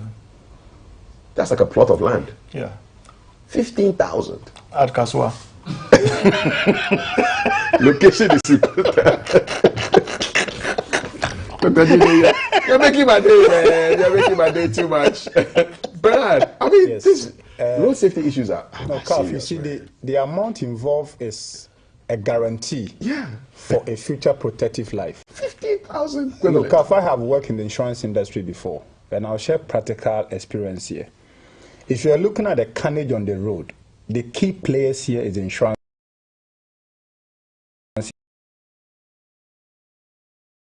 industry. It is compulsory to have a third-party insurance for each vehicle myself. After you go for the value or cash so well, then you comprehensive cover. Now, I did my UK and I have a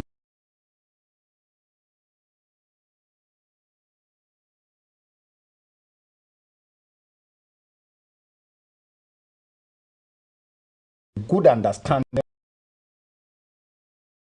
of how the behavior of the users of such vehicles at that database.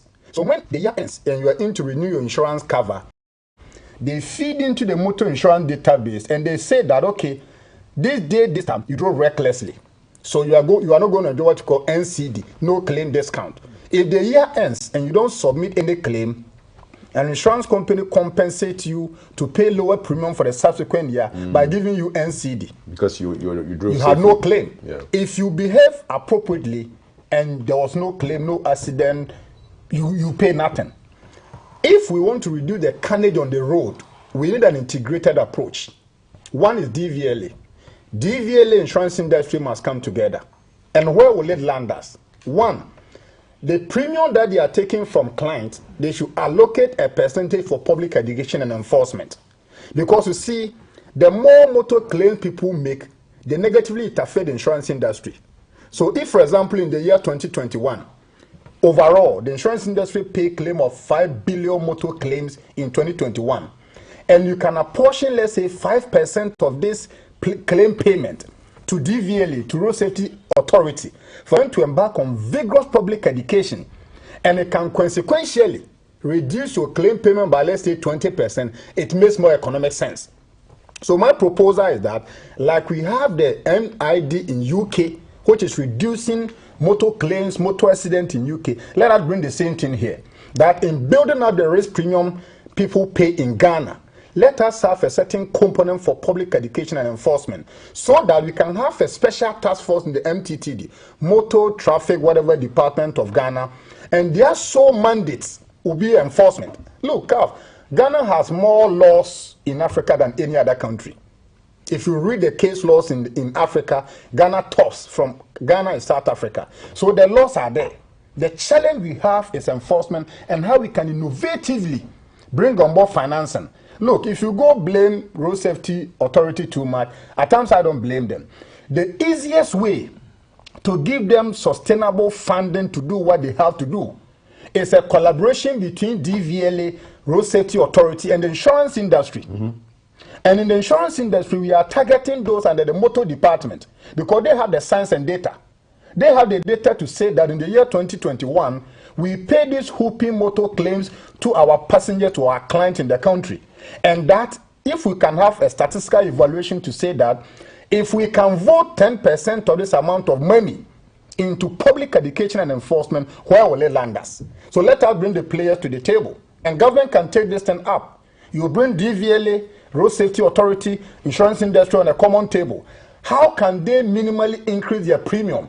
And that additional levy is then made available to DVLA and Road Safety Authority. And this money should not be like government take this money and he doesn't apportion it for the purpose it ought to be. This money must be taken, set up motor insurance database. And when that is done, there's something called hit and run. There are people, they knock people down the road and they speed off. Once you have the MID, the Motor Insurance Database Organization in your country, what it does is that claimants of hit and run vehicles are compensated appropriately. There are a lot of people in this country, they get accident on the road and they don't get compensated. If the government can set up the motor insurance database and a portion of the risk premium is allocated to it, CAF, we can have sanity on the road. Awesome. And at that point, I want to just get on the line and speak with Mr. Cecil Gabra. So he's the CEO of Top Tech, and Top Tech provides education for drivers, for future road users, and I'm sure refresher courses as well. I want to find out exactly what is in the curriculum as far as driving is concerned, because it's an integral part of what we're talking about, being road safety. Cecil, good morning. Welcome to GTV Breakfast. Many thanks, Kafui, and good morning to your cherished listeners and viewers. Excellent. How's Top Tech doing? Extremely well. Okay, great stuff. We want to focus on what you teach, you and others in your industry teach drivers before they get onto the road and behind the wheel of a vehicle. What's the curriculum like? Thank you so much. In the year 2000 or so, if I'm right, all the driving schools came together. Of course, we had an association. We met with DVLA. DVLA has got its own documents to tell you what it entails if you want to have a driving school. Of course, the law itself says that you must be 18 years and above, and that you should have your legs, your hands, and then your mind. Let me just put it this way: you shouldn't have any problem with your mind. I guess you know what I'm talking about. You go for all those tests. All right. Now, for us as a driving school, whenever anybody comes over, their forms to be completed. How old are you? And so on and so. If we see you have any deformity, you have to go to the hospital to seek clearance. For instance, if maybe we notice that you are limping, now that person cannot drive unless the medical doctor certifies him or her to say, yes, you can drive. Now, back to the driving school, all the instructors must be trained by DVLA and must be certified as well. And for a driving school needs a minimum of 20 people in a seat. It shouldn't be like those days where you see a community center or a comm center and then somebody is learning how to drive. No. And then, apart from that, you should have dual pedal vehicle, which means that if you're using a saloon vehicle, at the side, which is the passenger side, you should have the clutch, brake, and accelerator system. For example, for us, being a driver, you must learn the two. You should be able to learn how to drive a manual car, and then you should be able to learn how to drive an automatic car. Okay? Right. Right. So with this, you go through 18 hours of theory lessons, which has been structured by DVLA. Okay, and then thereafter you also go through not less than 18 hours of practical lessons to make you a driver. Now, after all this, you will not receive a license, which is maybe C or D, for you to say you're going to drive a taxi. You must be able to drive only saloon vehicles, and then drive for about 2 years, and then upgrade yourself to maybe a taxi driver after driving for about 2 to 4 years. So it goes on and on. We can't have a situation where you just drive a taxi and then thereafter you become, you go to driving school and thereafter you tend to become a taxi driver. That is not acceptable anywhere. So you find people with the driving license, with B license, and then by the time you realize they are commercial drivers, no, the law doesn't permit so. Is there special training for commercial drivers as well? Say it again. Is there special training for commercial drivers?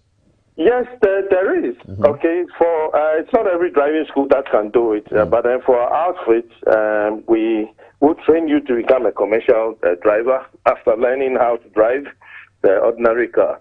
Do you do lessons at night? Do you teach night driving as well? Night driving is by law not permitted for any learner driver. Okay. So how do they acquire the experience to learn to drive at night? You have to drive for some time and then come back for tutorials. But by law, no learner license, no learner driver with the learner's license must be on the road after 7 o'clock. Okay, so that is it for now. How much is a license, if you want to get a license after you've taken your lessons, how much you pay for a license in Ghana now? Well, there's a normal fee of 177 for your learner's license, and then 180 for the normal license B1. That is how it starts. Okay, I mean, anybody who is going to charge you any amount, it means that the money is going into the person's pocket. That is not allowed.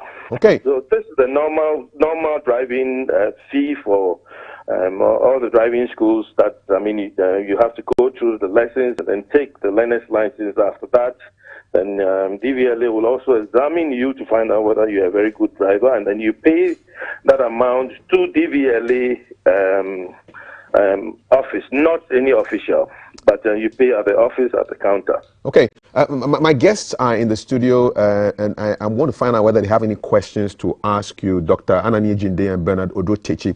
Dr. Anani Jinde, any questions for Cecil Gabra? He is the CEO of Top Tech Driving School. Well, I think my question would be, you asked a question, and he was responding in respect of how much it costs to get the learner's driver's license. But how much does it cost for them to train you before you get your license? Okay, how much is the training? The training, the whole cost from the beginning till you are done. Till you are done. Yes. The training, the hours that you have to put in, the theory that you have to put in. Yes. All together, how much does it cost? Well, it depends on the driving school, but for the Association of Driving Schools, we have our rate. You know, we have high class. We have, I'm putting it that way. Of course, if you talk about driving itself, there's no driving center apart from Top Tech. So maybe Top Tech may be high. So what's the range? So the amount is, it ranges from 1,200 to 1,600 for tuition only. This is tuition only. Yes. Okay. Mm-hmm. Okay. And then with our tuition, people think you just go to driving school to learn, but no. Well, this is a case that the student drivers will go through various topics in driving. For instance, you will be lectured or tutored on driving under the influence of drugs and alcohol, and obviously you need a medical personnel to let you go through all this. Then also you have to go to, it's all compulsory, you have to go through first aid, principles of first aid, and that is what is killing us. You know, in driving we have 4 technical E's, and then you need to know all. I'm talking about the education, I'm talking about engineering of the roads, I'm talking about emergency situations, and then the last E, which is for enforcement. You should, as a driver, you should go through all these lectures. So for our outfit, we'll give you all that information for you to learn. Awesome. Right. Now, apart from what I've said, also, you should go through vehicle fire protection for you to know what it entails when your vehicle is on fire, or when what not to do for your vehicle not to be on fire. So you go through all this. You have technical men, engineers teaching you how to drive. Right. Okay. Quite comprehensive. This is 2 weeks. Okay. Two weeks lectures on every day, at least 2 hours a day. For 2 weeks. So when you 2 hours a day for 2 weeks, Monday to Friday, yes, correct? 2 hours, yes, for the theory. And then when you finish with your practicals you have at least 18 hours where you will go through, I'll say, the principles of proper driving, including 3-point standing, including what to do in U-turns, including how to shift lanes, so many things. Okay, so quite comprehensive. I don't know whether Bernard has any questions he wants to ask. Two quick one. Yes. Sister, good morning. Good morning. Why are the learners not being made to go through night driving? That's my first question, because you see it's also kind of injurious to some of them, because some of them are vehicles in their homes, and they might be tempted to believe that when they have the learner's driving license, they can't go that way. So why is there a law that is kind of not disallowing them to drive in the nights? That is the first question. Question number 2 is that the vehicle that you use for this instruction in this driving, do you have an enhanced third-party damage limit insurance cover, or you go by the same as it's been done in the industry? These are my 2 questions, brief ones. Thank you so much. So let me take your last one first. Yeah, right. If you know what you're doing, obviously you go for a comprehensive insurance. Okay. That should take care of your vehicle. That should take care of any injuries. Okay. So for us, that is it. Right. So the insurance policy must take care of everything that happens. Now back to the first question, which is on night driving. if you refer to the LI 2180, it states so clearly that, well, I don't have it here. No, Kafri called me just put me on the spot, so I can't really quote for you. But the LI 2180 states categorically that the learner must not learn at night. And then the learner must also have an experienced driver who should carry a license of at least C and above. That means a person carrying C may have about 5 to 6 years experience in driving to teach you what to do, okay, or to assist you, okay. So learners cannot drive at night by law, and this is stated in the LI 2180, which is the Road Traffic Act. How about if they learn? Do you think it would be useful to have an amendment of this law where you could drive at night with your instructor by you, so you get to feel the experience? What I said is that before you finish how to drive, you are using your learner's license, and then by law you must fit your L plate, which is the plate with L written in red. Now, when you qualify as a driver, you go through all the exams and so on, right? DVLA issues to you a driving license, okay? And then we'll give you what we call the green plate, okay? Now, the L in the white background is green. That means that you are a new driver. Now, with a new driver, that is where you may drive at night.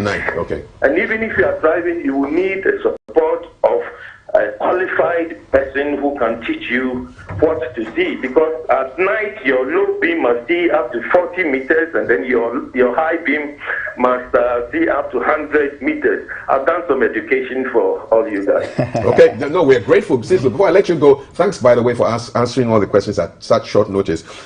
So, road safety authorities telling us road crash deaths this year, first 4 months alone, 943. It's supposed to be an improvement from last year. Last year, same period, 1,043 fatalities in 2021. What do you feel about the state of play as far as road crashes are concerned as a stakeholder in the road transport business? Hello, Cecil. I think we lost Cecil, but thank you so much, Cecil Gabra, CEO of the Top Tech Driving School, for giving us that education about the curriculum that is employed to teach people how to drive and how they go about it. We'll be taking some messages from Thelma. If you don't have any comments. Well, I think it means, I get it that their training does not include night driving, which I think is defective. Is it that the law prevents them from doing, or the law does not require them to do it? These are two issues.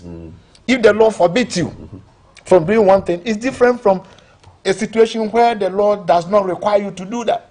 But I think if you are learning to drive, night driving should be part of the training. Cecil's still there. Cecil, hi, are you there?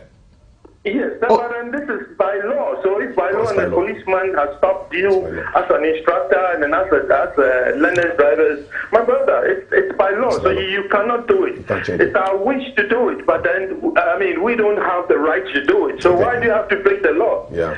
So what we can do is that I mean a new LI is coming out. Maybe that could be inclusive, but for me, it's a practical thing that a learner driver must not be on the road at night. Okay. So in that respect, the law is defective. Yes. In this respect, and it must be looked at, because you don't train me how to drive, and then I don't have any experience of driving in the night. And then you give me a certificate that I can drive. So the law has to be looked at. The opportunity to drive when you are given your license to say yes, you are a new driver. Blown license and driver. So by then you need somebody to sit by you. Okay. And then make sure that the person gives you all the advice that you need in night driving. Right. Briefly before I let you go, your comment on the road fatalities statistics, 943, first 4 months, 2022. What's your comment on that? Well, the major problem that I have is that this is no news. It happens very often, and it will continue because we talk about road safety, and there's nothing that we do about it. As we always have a talk show about road safety, and then there's nothing. I mean, last year, for instance, the numbers increased. It went to about 3,000. The major issue is enforcement and education. Right. Okay? Because if you step on the roads right now, if with me, I'll tell you a lot of things that are happening. Okay, there's not only the commercial driver, it is coming from all of us, the pedestrians, where he has to cross the road, and the passenger in the vehicle who urge the driver to drive fast, and then would tell the same driver, that driver, I'll alight here, and the driver also alights. Meanwhile, there's no stopping, no parking, regulations that the driver knows that, hey, I don't have to stop here. So there's a lot. Speeding is a major problem. Okay. And we have the laws. If you look at the LI 2180, it says that every commercial vehicle up to a tonnage must have the logbook. We need to fix in they need to have tachographs. They need to have other equipment such as speed controls that will allow them to drive at the speed of 80 kilometers per hour only. It's a lot. That is the commercial. So, Kafui, I think we need a lot of time to talk about We do, and we will make that time. Last question. We are doing a Fix the Traffic Lights campaign, and you drive around and traffic lights are not working. Meanwhile, in your curriculum, I'm sure you are teaching your new drivers how to respect the traffic lights, red, gold, green, whatever. I mean, doesn't that frustrate you? You come to a traffic light and it's not working, but you're teaching somebody. It's a very issue. Traffic lights in Accra are being managed by Department of Urban Roads, and it's being contracted to two companies to manage it. Right, there are lots of problems that I'm talking about. One, construction of the road itself, okay, which means that we need to dig, we need to pull out cables, and so I'm not talking for them, but I think the best people that will answer your question is Department of Urban Roads. It is bad for we users. So the only thing that you have to do is that whenever you get to a traffic light, you need to exercise a lot of constraint. Just look left, look right, reduce your speed to about 10 kilometers per hour. After all, there are other countries who don't have even traffic lights, but they are managing, which means that when you get to the traffic light, one shouldn't say that, oh yeah, I have the right, so I need to go. No. Show me the country. I want to go and visit them and see for myself. Don't try. Cecil, thank you so much. Cecil Gabra is the CEO of Top Tech Driving School and giving us some insights into what they teach people who want to learn how to drive. Confession, I learned how to drive from a taxi driver in 1995 in Takrady. Kafi said something interesting. He said that the traffic in town is supposed to be managed by Department of Urban Roads, and two other, but being subletted to private organizations. So we'll find out from who those companies are, because it's part of our campaign. At this point, we need some. I've arrived at the traffic light. It's red, and it's red for talking, but green for your messages. And our traffic warden is none other than Delma Taki. Go ahead. Good morning, and thanks for joining us. This is GTV Breakfast. Your messages, your thoughts, your comments are yours and not the thoughts or opinions of GBC. And I'll go to them now. Lots to do with road issues and vehicles. Aaron Babako, Komisa, starts off. Good morning to you. Loaded vehicles on the streets pose a danger and possible cause of accidents which can lead to loss of life and property. We see all these things happening because, one, lack of obeying road rules and road regulations in our streets, i.e. from drivers, lack of vigilance on the part of MTTU to enforce laws on road users, and lack of proper education on avoidance of overloading. And so that's how Aaron sets us off. Chief goes into the energy debate. Good morning, guys. You guys are doing wonderful work. I named this Monday show as the Men with Brains show. Please, we want the government to give us a timetable on this Doomsaw issue. Is becoming too much, Bernard, and that's what Chief is saying. Lawrence also joins the energy debate. This current Doomsaw issue is gradually becoming worse than before. Just yesterday at Taifa, we experienced Doomsaw for more than 8 times before 6 p.m. Sincerity and honesty is expected from the government on this issue. Lawrence from Taifa. Let's see what others are saying. Good morning. Thanks to Dr. Kwekwanane. Whether or not if roads are tiled or not, what we expect is roads that we can drive out and in, whether tiled or not tiled. Tired, maybe? Tired. Okay, Tad, if the roads are good, we drive on, we are good to go. Wow, look, how do state institutions owe ECG? And we have auditors in this country. Sometimes when I read profiles of CEOs and of SOEs, I read how they mess institutions in Ghana. Then I think education is of no use to Ghanaians. That's what Kofi thinks. Someone says, good morning, Kafi. Good show as usual. I live between the Pong Affordable Housing and Jeff Chaco Estate, where thousands of cars use every morning to avoid the traffic on the main Pram Tema Road. Our roads are extremely bad and need urgent attention. Abdul Fatai says, good morning, Kaf. About the electricity, same thing is happening in Savalugu in the last 3 years. In every 5 to 10 minutes, there's light out. Abdul Fatai Gunu Abdullah is saying this. Zuberi says, let's simply privatize all the utility companies. The wastage in these institutions are just too much. I sense a bit of frustration there. A long one coming. Good morning, Kaf. Fantastic and incredible morning show in GH, no doubt. Please tell BOT to stop showing his hypocrisy over the power outages. It's not Dumso, it's power technical hitches. Since when did he realize he can't sleep without lights? Really? Hypocrisy at its highest peak, exhibited by him. Today he can't sleep without lights, but in 2016, under his administration with heavy Dumso, he could sleep without lights. So this is... He's watching us from a Lobo citizen. Thank you for sending your message across. I'm sure perhaps Bernard will respond. PTH. Power technical hitches. Good morning, GTV Breakfast. I'm in Ashaiman, Washington. Just this morning, the power went off without any information, and it's on right now. I'm looking forward to experiencing another power off soon. Please, ECG should sit up. Anthony from Ashaiman, Washington. Nice. Let's see if we can pick some more. Hi, I'm enjoying the fantastic discussion live on Facebook at Kintampo. Greetings to the panelists. Thank you. Nana K is showing us a video of the main street from West Hills Mall to Atamils Road. This does not look very, very pleasant. Perhaps when we have time, I can play that later.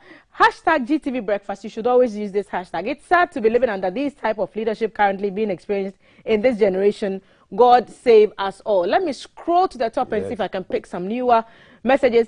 2024 elections will not be about slogans, but the reality on the ground, where Ghanaians are always wake up to new prices each day, where the dollar has taken a nosedive, where inflation is swallowing us, where electricity tariffs increasing at 148%, where water is charging 334%, where the president has decided to bath in the air. We shall pay NPP back in their own coins come 2024. Regards to BOT, my mentor. And this is from TE Mensa. Thank you for sending your message. Again, they are your thoughts and not that of GBC. Kafui, it's good you are talking about road traffic regulations. Please, some of the law enforcers are on the road for their personal gains. A driver drives with Chalewate on, and the officer takes 5 Ghana cedis and allows the driver to go away. Please check the law enforcers.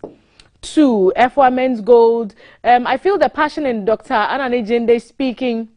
He's just spewing the simple hard truth, and I side with him 100%. Seriously, some people drive so recklessly as if they use health insurance card and not a vehicle license card. ECG has also left us in the dark with no respect of warnings. Which kind technical hitch be that? Boy. You make your first speak pidgin. Is what F1 is saying. NK, I wish Cecil is there to answer this question. At what point does a new driver supposed to remove the green plate from his or her car? Is it per the person's own discretion or DVLA? So perhaps when next we have Cecil on the program, we can put this question to him. My question is to the law lecturer about this community. Bad roads, are we to talk to the director of urban roads or the minister of roads? I need an answer. Host Alhaji Dauda is asking us from Medina Estate. Kaf, do I have time to read a few more? Good morning, Kafui. My regards to your fearless panel. I'm just wondering why are the pipelines that supply all household water in Ghana for so long, for as long as I can remember in my almost 40-year life, has never changed. Most of the pipelines pass through disgusting filth. Okay, we get the point. Sunburst and leaking water into the country. With all these in view, GWCL has no business asking us to pay for them to fix their decade-long challenges. The qualified people with engineering expertise must be employed to fix the problem. The stomach politics in appointing governing bodies of these SOEs must stop if we really want to get serious in this country. The creator, is it? Okay. Yes. And you say you need Oscar's number. We'll ask Oscar if he's happy for us to share his number with you. And more messages coming in. Bright says, I'm more concerned when it comes to road crashes because most of the road accidents in Ghana are not necessarily the cause of bad road network we have. It's sad when innocent people die from the recklessness of some drivers while driving on highway. But on phone, I totally agree with Dr. Kwekwanani. Not every driver should be given a license. Actions must be taken seriously. And he says, good morning, Sir Bernardo Dre, and good morning, Dr. Kwekwanani. Today you spoke well with passion. I really love that. All the best. Perhaps I should just wrap up with one more comment. Good morning, CAF. My checks on Google Maps revealed that Ghana has the least road network linking communities compared with Ivory Coast and Burkina. Implications are more kilometers, more fuel, more traffic, more time to move between communities. On top of that, most of our roads are in bad shape. Why are they always rehabilitating and not increasing the number of roads in Ghana? Do you want me to take a few more? Take two more. Take two more. Okay. Ella, good morning. My greetings to the best Agric Minister. Thank you. The 1992 Constitution has helped build our nation in many ways.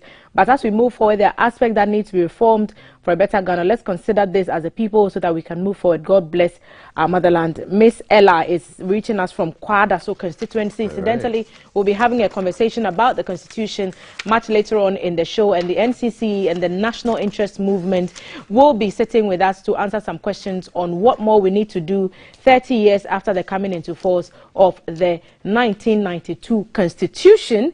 And these were the messages. Oh, some more on Jara. top. Good morning, Breakfast Show. God bless you for the weather. Thank you. Thanks for saying that. Thank you. Thelma, you didn't read my message. Oh, Trisha, how can I? How could I? How could I? Let me. Good morning, Thelma and the rest of the family and your astute Monday guests. Ghana as a whole has lost it due to partisan politics. I've given up passionately talking about issues that can be rectified by both our authorities and Ghanaians. Party politics has blinded a lot of us to accepting the unreasonable and unreasonable and denying ourselves our basic rights to have good roads, the best healthcare and all the necessities. A lot of us are withering due to a lack of knowledge. It's such a pity that at times I regret coming back home to such dilemmas. May God shine our eyes, as a Nigerian will say. Trisha goes on to say, I don't think it's right for learner drivers to drive at night. Our roads are not conducive, our traffic lights are not working, and our roads are a disaster. They will be killing a lot of pedestrians and bumping into a lot of vehicles and objects. And Trisha, I have read your message. And the last one who said we didn't read his message. And Chief, I just came to, this was among one of the first messages I read. So Chief, please, be nice to me. It's Monday. Thank you, Kat. Thank you very much. And Thelma will be back very shortly to speak with her guests. Who are going to be Lucille Hewlett-Annan, who's the Greater Accra Regional Director of the National Commission for Civic Education, and they'll be talking about 30 years of the 1992 Constitution. Gentlemen, it's been two big issues, but two key issues, because we might talk about the big issues. Sure. Roads, yes, and power. More power to you. May your road be smooth. Thank you. Yes, and I wish you all the best, sir. Thank you. I still have to audit your class. Yeah, I'm waiting for you to come. But, don't be like the Ghanaian politician who promises and never delivers. I didn't give you a date. I said I'm auditing your class. So I'll be there. Like a thief in the night. Before I sign, all right. Yes. When I was the presiding member for Sunyani West, I worked with the NCC. Yeah. Their biggest challenge is about funding. Okay, I met staff of NCC who were willing, committed to work. Do the work. They are underfunded. So they can be here and speak all the good policies and the ideas. They should tell Ghanaians that they are underfunded. But I have a different opinion, because sometimes the NCC is in the various communities. Sometimes you only need to be able to be, you have to be innovative. If you have to want to meet the people, just alert the chief, Nana, be the gongo, so that this evening will come and meet you. So, so this should not be a question of funding. I agree, they have a problem, but sometimes I think we Africans, we always lament over problems. Where I did my training, he was Jewish. He told me that, you see, Africans always want to think why they cannot do something. But the Jews always want to find out why they can do something. Let us all be Jews. Spiritually, at least. Spiritually, at least. Thank you so much, Dr. Kwekwanani Jinde, Bernard Odro-Chechi. Kafui Day here. It's been a wonderful morning so far. There's more interesting, liberating, exciting conversations. 1992 Constitution, 30 years of its existence. And then there's a yellow card conversation that Valerie will be having with the VGMA Best Rap Performer, Lyrical Joe. All right, you stay with us. Hashtag GTV Breakfast. Follow us on Twitter and use that hashtag if you want us to read your messages. And then, of course, the WhatsApp number is 055-556-1034. I have an apple that I'm going to be eating. Where's my apple? Here's my apple. So I'm going to do with my apple. It's already clean, so. So are we done? We'll see you.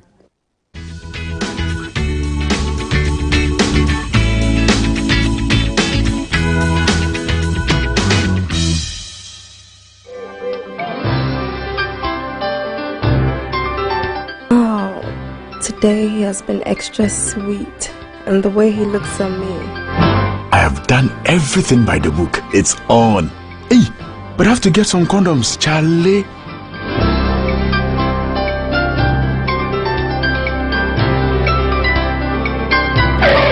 Using a condom will protect you and your partner from HIV, STIs, and unplanned pregnancy. Condoms are an effective way for protection against HIV infection. Don't take risks. Use a condom every time.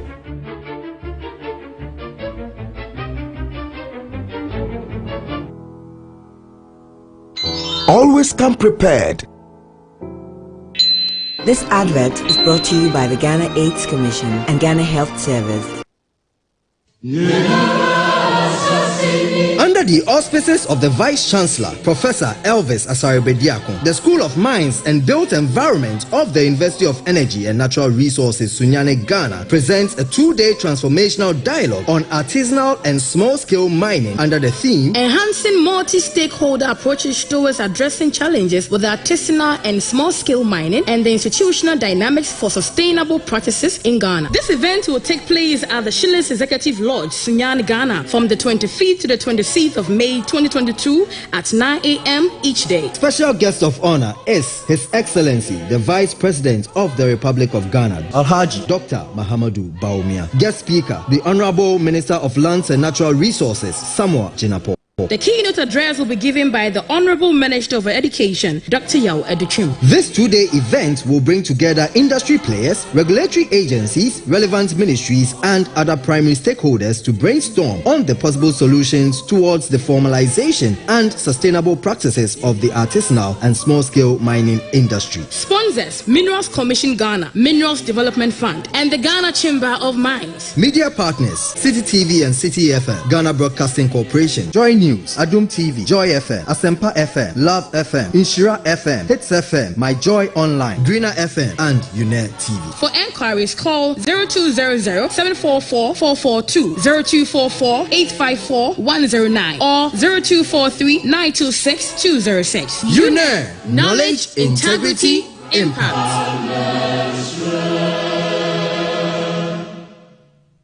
I am 7 years old. Beep, beep, beep.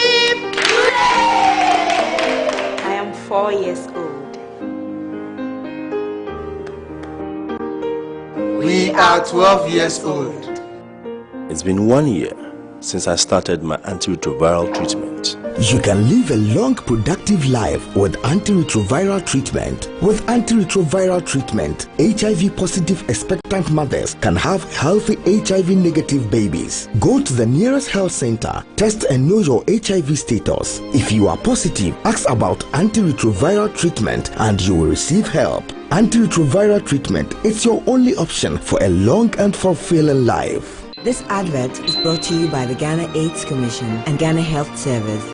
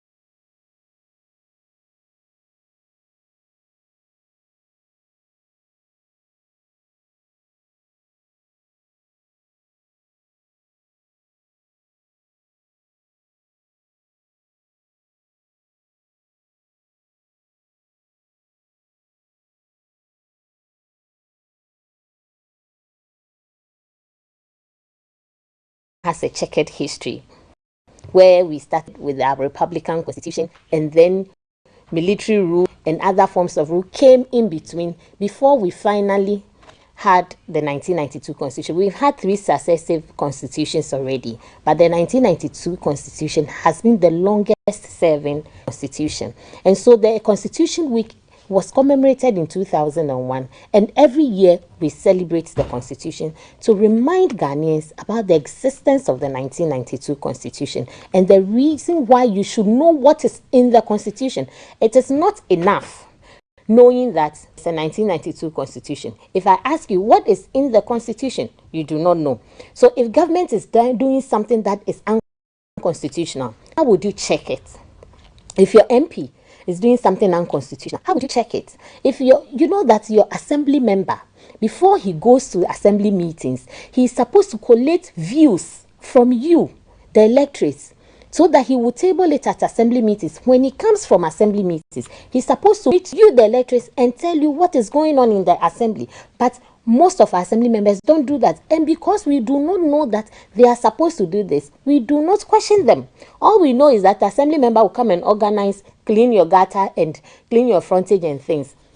So NCC is saying that if it is good, you know that there's a constitution, that is the supreme law of the land. But a step further is for you to know the contents of the constitution so that you can be able to be a check on whoever is given the power to do something and the person is not doing the right thing for you. So the Constitution Week is meant to celebrate the Constitution, to remind Ghanaians that there's a Constitution, that we have this history and this is where we are. Okay, so because we are on the celebration of the event itself, apart from this media engagement, what other activities do you have lined up so that we get the activities out of there and then I can get to a bit more detail about what the Constitution entails? Okay, this year our theme is the 3 decades of constitutional rule, revisiting the agenda for reforms. We all know that the Constitution has served us for the past 30 years, uninterrupted. This is the first time in Ghana. Other constitutions did not survive this long. So this is unique. Now, we are using this Constitution and then we are setting the agenda for reforms. We have various programs lined up to celebrate this feat. We first launched the Constitution Week, I think about 2 weeks ago. And then we had our lecture last week. The various regional offices are visiting security agencies to meet their staff or members of the security agencies to educate them and to solicit their opinions on the reforms that we are asking for. We are going to, as part of it, we are doing media engagement. So one of our media engagement is to come here to discuss the Constitution Week and then bring out our theme, the roof, and then ask the public to also bring out what they think they need to reform in the Constitution. We are going to schools, but the schools, we are, as part of the program, we are celebrating the Citizenship Week. But that one is for in school, the junior schools, and then we are going to educate them on the role of a child and then why they should also know the contents of the Constitution, especially their rights as children and their obligations to as children. So these are the various programs we have. We have launched it. We have done our lecture. We are visiting security agencies, all the 16 regions. We are visiting security, the army, prisons, GRA, all the security agencies. We are visiting them, media engagements, and then we are going to the schools to visit school children. Right. We're speaking to Madame Lucille Hewlett-Annan. She is the Greater Accra Regional Director of the NCCE. We are talking about 30 years of the 1992 Constitution, the agenda for reforms. The NCCE leading a charge to bring a bit of today into a 30-year-old Constitution, which we are told and we know has served us for all this while, the longest running constitution since that one was put in force. 3 other constitutions have already come and gone, and they have not existed for as long as this 1992 one. And so that's why the NCC is here. We'll be joined very shortly by Dr. Abu Zakara Foster, the leader and founder of the National Interest Movement, which is a policy think tank, and they've been one of the groups that have been championing reforms for the Constitution, and will pick his thoughts on what the key things would be for the national interest movement when it comes to reviewing or amending portions of the Constitution. I've heard people say that there's a lot of work that needs to be done and there's more that needs to be changed than maintained. Is that the case, or is it the opposite? Dr. Abu Sakara Foster, leader and founder of the National Interest Movement, has joined us now. Good morning, Doc, and thanks for joining us. Good morning, Thelma. Hello, Lucille. Hello, it's a pleasure to be here. Great. I'm sure it's a meeting of partners, since both of you are so passionate about the Constitution and the amendments that I'm sure both of you would suggest that we make. Perhaps I'll pick your thoughts, Dr. Sakara, on how the Constitution has served us so far and why your think tank thinks it's time for a change. The NCC has told us about all the good it has brought us, but they've also accepted that portions of it need to be changed. So what do you think it has done for us in 30 years, and why do we need to take a turn on some portions? I think the first thing is that the Constitution is a living document. It interacts with the people and the situation. So as the people and the situations change, it is amended in parts. So that's the basic principle of any constitution, and there's no constitution which has stayed the same forever and ever. Having said that, this constitution, for its purpose, which basically was to stabilize the country, take it from military rule to civilian rule, it has served that purpose. It was formulated. That was the principal emphasis. But beyond that, we need to look at the internal workings of it and how it can help or retard our development in a faster way.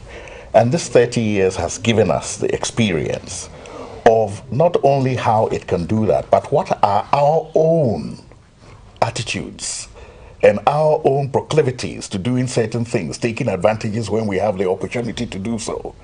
And we now say, let's look at all of those things, gather our experiences, and remove those things which are roadblocks to our faster progress. That is what it's about. Right. And those things have been identified very clearly. We've done so together with many other people, not just NIM.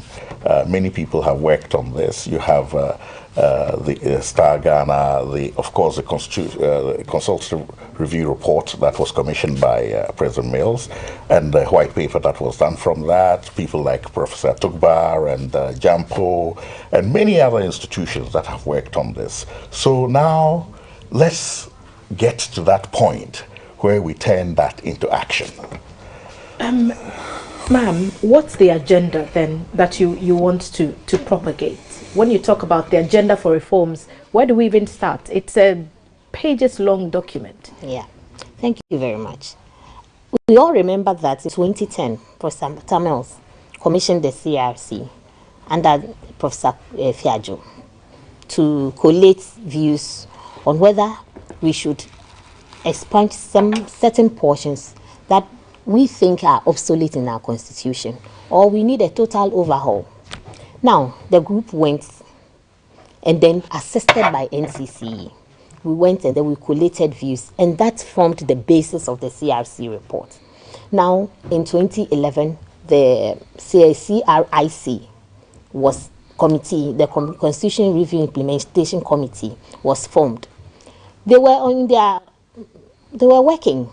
Then there was this Supreme Court issue, and then though the Supreme Court ruled in favor of the government, because someone took the government to court that they did not go through the necessary procedure for the reform, for the amendments, and so it was unconstitutional. But the Supreme Court ruled in our favor, in the favor of government. But we are yet to see the implementation now. The government issued a white paper and everything, but we are yet to see the implementation. Who's to lead this implementation? When you say we are yet to see, who is to do this? The CRIC was commissioned to see to the implementation. But yes, though, we have not seen the implementation. That is beyond NCC. So it's at the government level, let me say so. It is not the duty of NCC to see to the implementation of that one. And so we are still waiting. 10 years down the line, still, we are still where we are after committing so much money into the work of the CRC And so Ghanaians are asking, civil society organizations are asking, religious bodies are asking. During our lecture last week, we invited students from GLACE, Ghana Lebanon International School. The students came and they were also asking that the voting age should even be reduced to 16, because now at 16 they take decisions. That is what they are also asking for. So people are calling for reforms. We attempted reforming the local government by the election of the DCEs. We attempted that. We didn't succeed.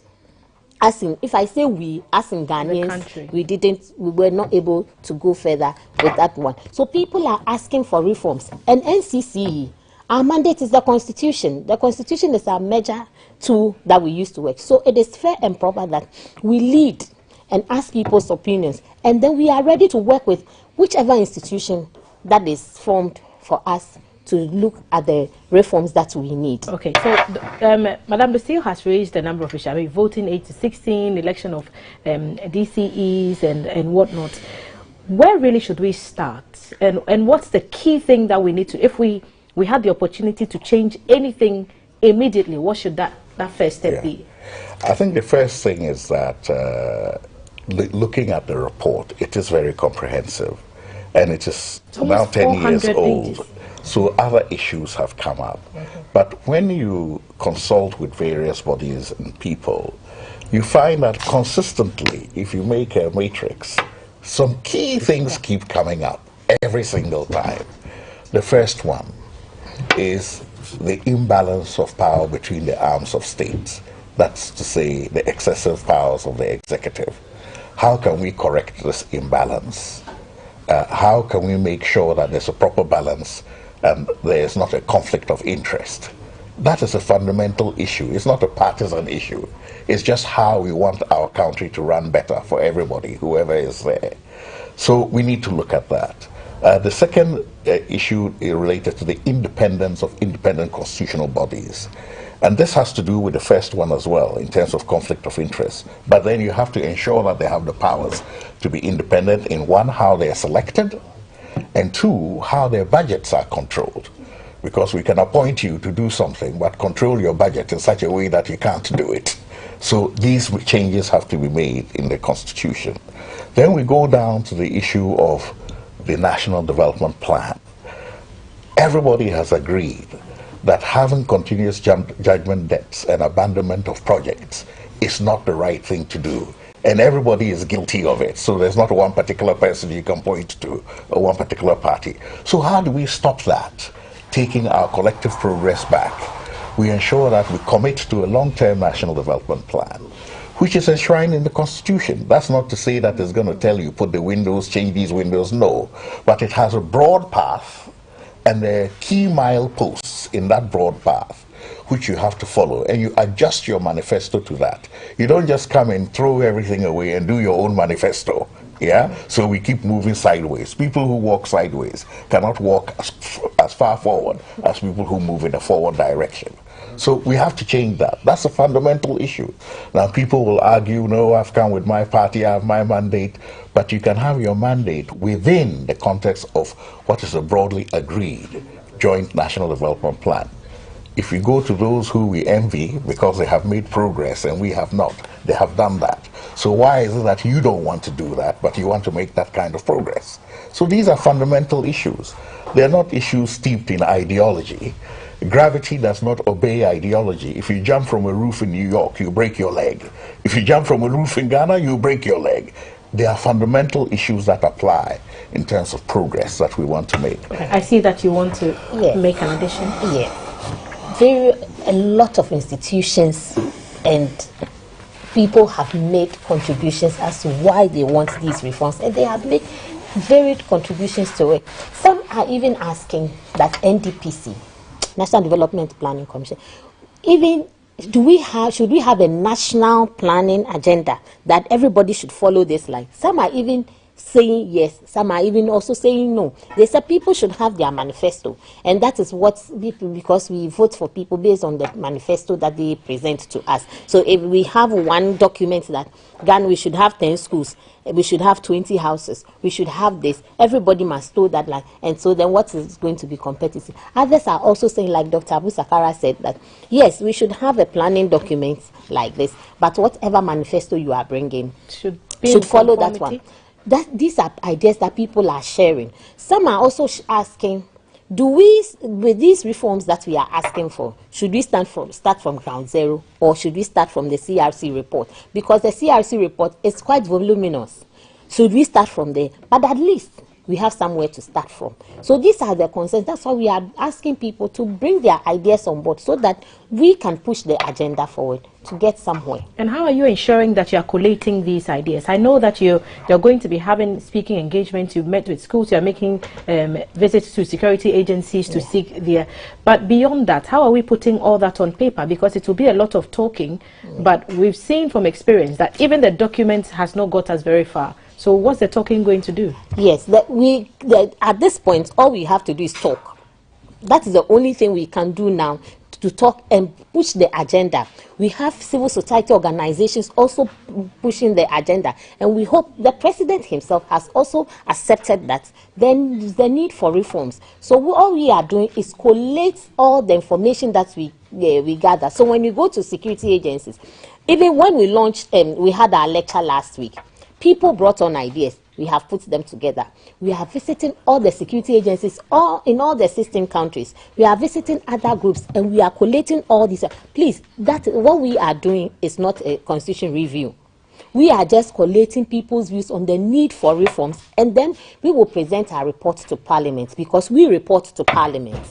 All our reports, we collate it, put it together, and so we will take it to Parliament. And from there, we believe that the president and the other people will also take it on, and then we'll go. But we didn't highlight on the good things that the Constitution has brought to us. I did ask you that what do we take away? Where have we been? What has worked for us? And I think when Dr. Sakara sat down, I asked him that as well. And he told us about how it's a living document and it should be changed from time to time. And the purpose was to stabilize the country, and we were transitioning from military to civilian rule. Can you permit me to add a few things to it? Thank you very much. What the Constitution has given us, the 1992 Constitution has given us, is stability. No one can take that from us. We have been stable from 1992 up to this one, up to 2022. Still, we have peace of mind. We know that we can change government from one political party to the other peacefully. Now, if you are an investor and it's election year, you are not afraid that when you invest so much during elections, when the party, maybe one party, the president in one party loses to the other, chaos will happen. But in recent times, tensions are so high in election year. Yes. And it gets higher and higher with every election. And so are we really, and I've heard the president make this statement that we cannot use elections as a basis of determining what's a good democracy. So it's not enough. It is that we can vote, but it's everything else that leads up to it. Yes, it is part of it, but you can be looking at our history, where we've come from and where we are now. When we were transitioning from, when former President Rawlings lost, and then we were giving it to President Kufuor, a lot of people were skeptical whether this thing could work, but we did that peacefully. Then, unfortunately, Professor Atta Mills, may he so find rest, died midway. Former President Mahama came. He lost after one term. We transitioned to Nana Akufo-Addo, President Nana Akufo-Addo, peacefully. Yes, we've had some skirmishes somewhere. No one can deny that. And it happens all over the country. We don't want it to escalate. We expect that by this time, with the experience that we have garnered over the years, we are even expecting that. We don't even want even a dog or a fly to even lose the wing, a fly to lose the wing when we are even going to vote or when we are having elections. But this is a human society, and so some of these things do happen. But we cannot deny the fact that Ghana has benefited from the constitution, some stability, some peace of mind, and then we have progressed. Even the political culture now, we have career politicians. People who straight from the university, they have built their career on politics. It is because this constitution has given them the opportunity to build their career as politicians. And the constitution has not done much. And then when people are also praising institutions, NCC should not be forgotten at all. Sometimes you need to blow your horn, because the constitution, the unique thing about this constitution is that it placed NCC in chapter 19 and has specifically told us that we should go and educate people to know the contents. Now people now believe that if they can like a presidential candidate, and they don't want the MP, so they can vote skirt and blouse. Initially, people did not know that. Now people can demand that, so we do not subscribe to it, but you see, when you go to a town, they will post it there, no water, no vote. Now the MP is on his toes to provide water. He's on his toes to provide what the people need. But and it is the consciousness. But the MP's duty is not. He's supposed to lobby for the people. Yes. You cannot say that. You see, the practical aspect is that if they vote for you as MP, and you tell the people, oh, all I'm supposed to do is sit in parliament and make laws for you. I'm going to sit in parliament and make laws for you.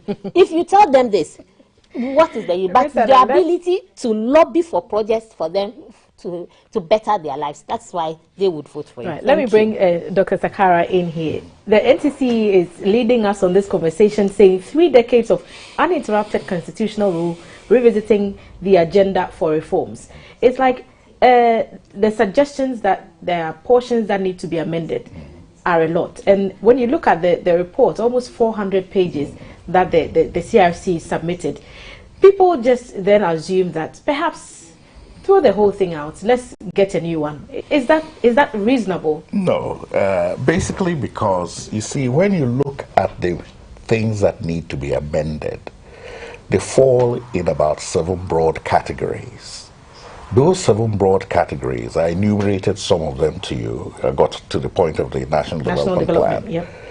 The others have to do also with local government, which is not just about voting for DCEs, by universal suffrage on non-partisan basis, as was agreed in the report, but it is also about making those local governments more cost-effective, and that means that they have to have an economy of scale. The problem with the decentralization is that we've overdone a good thing, and now the districts are too small to have an economy of scale for them to run a proper local government, because they don't have the tax base to do so. So they're always waiting for subventions. So if you want to be independent, why do you go?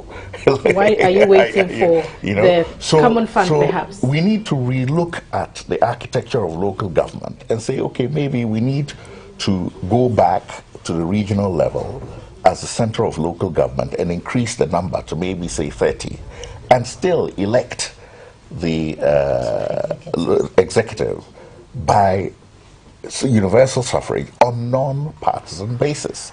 This is an argument that keeps going back and forth, but there are very strong reasons why this is the case, and more than 70% of the people interviewed said that they want it on non-partisan basis.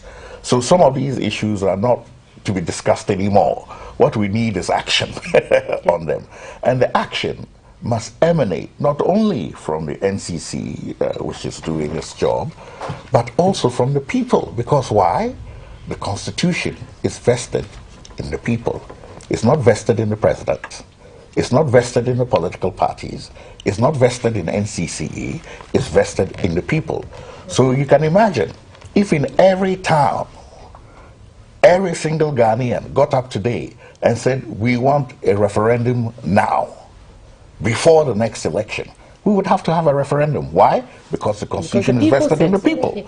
And that mobilization is what is needed now. And what I would like to see is a broadening of this initiative of NCCE, so that it's not being seen just like an arm of the government going around doing government job, but really including the other voices. Some of them may be dissenting voices because they want something different.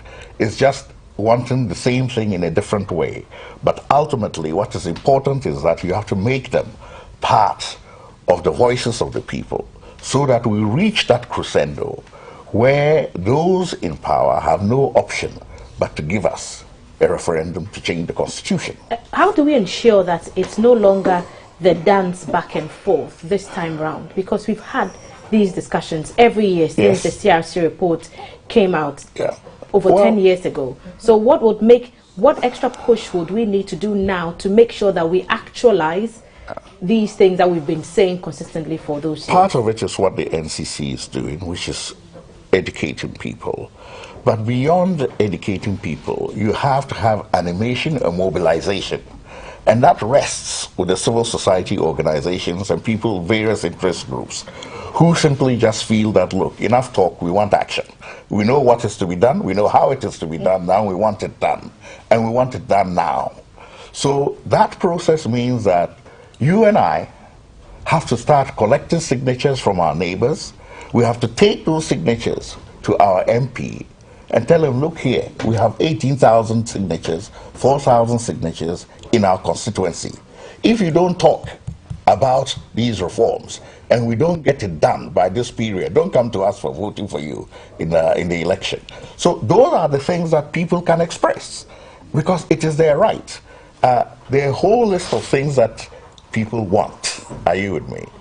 But they have a hierarchy in terms of what will have a pervasive effect on all society.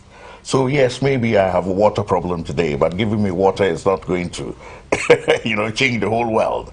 But if you give me a change in the software by which the country runs, which is the Constitution, then the whole program can be changed, the computer will work better. So the software of the country is the Constitution. There's no point in criticizing people, oh, you made a typing error here. Yes, those can be corrected. But the errors in the software, the restrictions in the software, if they are not changed, they limit the potential of what a computer can do. And that is why when we talk about the 30 years, it is not only what we have benefited, but also what we have lost. In other words, we are not where we are supposed to be. Because if you take that 30 years and slot it in other countries that have made that degree of progress, you realize that they've gone in leaps and bounds, and the stabilization and democracy was only a third of what was supposed to be achieved. They achieved economically, they achieved socially, and they transformed their society. Because ultimately the purpose of a constitution is that final impact on people's lives. So we want to move in that direction. It was good to get us in the first gear in 1992. The car is now moving. As you know, when you're stuck in your car, the first problem is to get moving. So we're now moving, okay? But you can't travel in first gear all the time. All the other cars will go and leave you. So we now have to change gears. We have to move into second gear so we can move into third gear. And that half clutch has proved tricky, especially if you're not a manual car driver. You just have to find that firm balance between gear one. Just clutch a little and that accelerates, and that has been our challenge really for the NCCE. Some of the things that you really should be doing, you have not been able to do them at your optimum. First, because of challenges, and it has affected your visibility when it comes to funding for your activities and when it comes to underfunding for your activities. How are you managing these challenges when you want to take on board this fight more actively? Because moving around and collating all these views will not come cheap. Have you been assured of extra resources to do this?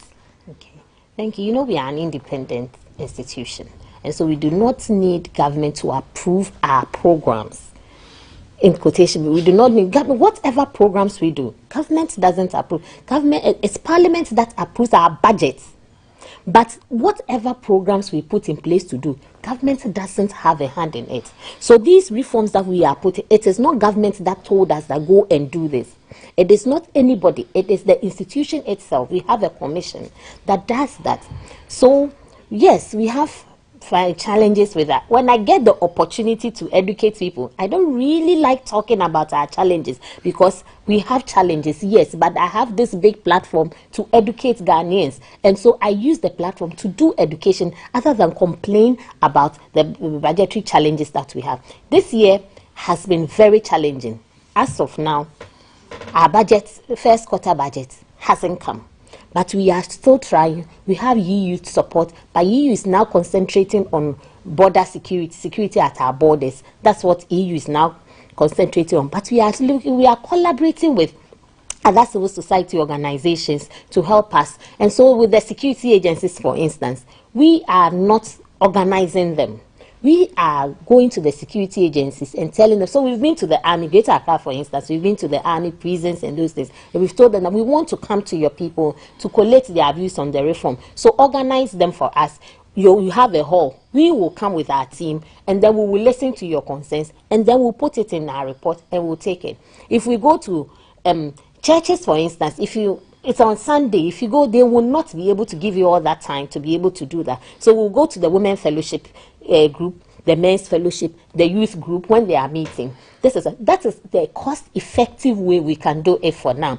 If we have enough funding, then we can call the community debates. We can have the focus group discussions to have people bring. But meanwhile, we are just setting the agenda for the reforms. We are not now collating the views on the portions that need to be reviewed, but we are collating people's ideas, and then we'll put it in our report. But we will do it in a cost-effective way so that we can be able to achieve our target. That sounds very inspiring. I'm very excited that you choose to focus on the education rather than the challenges. It's easy to allow the challenges to burden you. Dr. Sakara, when individual regular citizens sit back and watch this program and they hear the comments that both of you have made about getting involved and being interested in the Constitution and asking for change, they ask themselves, but what can I do when I sit at home? It's Dr. Sakara on TV, it's Ms. Annan on TV. What can an individual person do to bring some of these things to the fore? Good. I'll answer that question, but before that, let me just make a comment about Lucille's submission on the budget issues. This is one of the reasons why we need a constitutional reform for funding independent constitutional bodies, so that they are not dependent on the submissions, are you with me, from the normal allocations. So we've said that, a certain tax, if you like, but a certain levy should be raised. That should be calculated and shared among the constitutionally independent bodies so that they can pursue their programs on time and actively. So that is one of the issues that we want to see happen, because let's face it, money decides what you can do and cannot do. You can plan, to go to the moon, but if you don't have a rocket, you're not going anywhere. So we need to be conscious of the fact that we need to effectively fund the independent constitutional bodies. There's no substitute, and we cannot leave it to the donors to do that on our behalf. We as citizens should be concerned about that. Having said that, what we can do as individuals now is to go past the point of all the consultations, what is to be done. We know what is to be done. The Independent Constitutional Report, Constitutional Review Report, collated that for us. Various NGOs, etc., have consulted and brought information in. NCC itself is adding to that process through it. So we know what is to be done. And those things will fall in key broad categories. So now the question is, how do you do it? That is not our job. That is the job of the lawyers. The lawyers know how to do these constitutional changes. It's not everybody. Even the parliamentarians don't draft laws. It's the, parliamentary draftsmen who draft them. So what is important is for you to give the direction. I want A change to B. Then they will use their professional means to do it. And this idea that you have to deal with all these constitutional changes, each one by one, a referendum, it's not actually the case. They have a way of doing it, which will make it a lot simpler for everybody. And part of it can also be done during an election process so that we don't have to incur the cost of a separate operation. But all these things we leave to the experts to tell us how to do it. The important thing is that we want it done now, okay? We want it done before the next election. We want it done before the next election because we want to see the next government begin to implement some of these things that will make a fundamental difference. That leaves us roughly 2 years or less to bring all these things to fruition. Yes. Is that is it Is it a reasonable timeline, considering we haven't done much in 10 years? When we change the regions, from the beginning of the current term of government, or the term of government, or the first term of government, to the time of changing the region, was only 2 years. They did it. When there's the will to do it, it can be done. Again, I'll ask the question: what can individual people do? We'll be taking some messages as well, and your comments should be coming to our WhatsApp number 05555610034. So send those comments and questions to us now. What can people do? Individuals should become much more proactive. You see, the problem is that people don't understand how the Constitution affects their everyday lives. And that is why the education on the part of NCC is very important, you know. So we have to also get to the level of communicating these things in very simple ways so that people can understand. When you talk about, say, the powers of the president, you know, you can simply say, hey, we don't want a 1,000 presidents. We want to be all part of the thing, and we want balance. When you talk about inclusion, you say, hey, we don't want a Didija. You know, we all have to make sure that everybody is represented. So when they begin to relate these things to their normal everyday lives, you talk about something like meritocracy, and they say, what, this big word? What? I said, no, when your son has finished university, if he applies for a job, we want him to get it because he's due it. We don't want who you know. Or who knows you. Exactly. So those are things you have to break down in the educational process for people to know that this Constitution matters to me. So it's an important document. Then let me go to my MP.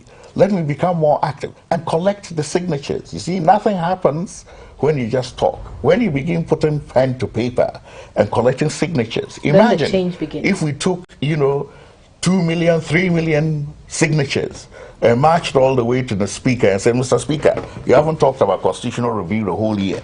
These are 2 million signatures from the Ghanaian citizens. We wanted to talk about it. I would love to be a journalist on that walk. When 2 million Ghanaians, that's roughly half of Accra, march to Parliament, bring the whole city to a halt, most likely. Madam Lucille, when we talk about individuals playing a part and bringing the Constitution home and making it relevant to people, is there a conversation where you're going to go the Bible route, where you have the Constitution in different languages so that people can take it? My grandma at home can read the Constitution in Ga, and it will make sense to her. Are those conversations ongoing? Yes.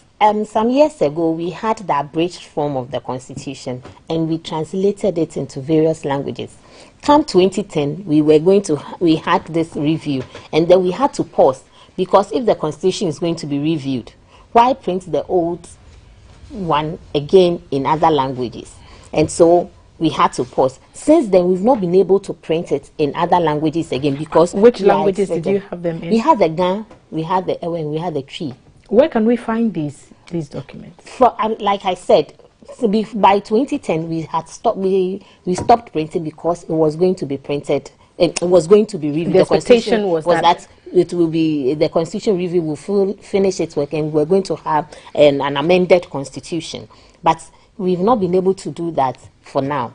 But when it comes to apart from print, you see, people even have challenges with reading the local languages. But what we do is that we go to, that's why we are all in all the 16 regions, all the constituencies, all the districts, we are there.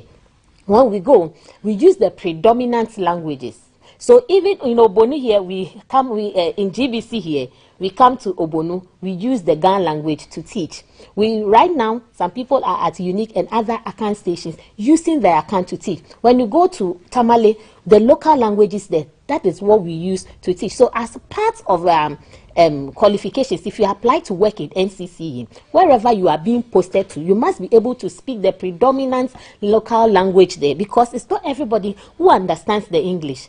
And so I go on and I speak Ewe, I speak Tree, I speak Ga. I use all of them for public education. So we do not only have to print the Constitution in local language, but we do not interpret the Constitution, but we just educate people. It is the Supreme Court that interprets the Constitution. So NCC doesn't interpret. All we do is teach people on the context, and we use various local languages to educate people on the Constitution. Exciting times, and it's time now to take your messages. Kaf is standing by to read some of them. So some questions may come to you, ladies and gentlemen, so we may pick your thoughts. So here's Kaf now. Thank you very much. Dr. Sakara should really be in advertising. I like the way you broke things down. Yeah. 1,000 president. Yeah, it's clear language. I like it. Daniel Otabu says there should be a clear power separation mechanism in our constitution. MPs shouldn't be holding ministerial and board positions. Nasam says the reformation is long overdue. We should remember that things that favor you today won't tomorrow. What will be changed needs to be done clearly, without fear or favor. It should just be fair with common sense, like that. Messages are all yours, you know. We don't take responsibility for your messages. We are just vessels.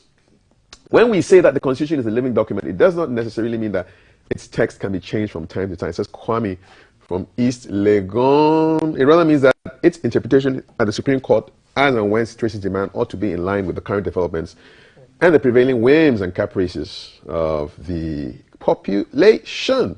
Okay, thank you. Keep them coming in. Good morning. Now, Thelma and the entire BFS team. Just don't want to miss the show. I suggest the NCCE put out a communication channel for interactions with individuals beside the corporate bodies on the issue at stake. I'm sure you do have that, don't you? Yes. I'm happy that NCCE is waking up from its slumber. Were they sleeping? I doubt it.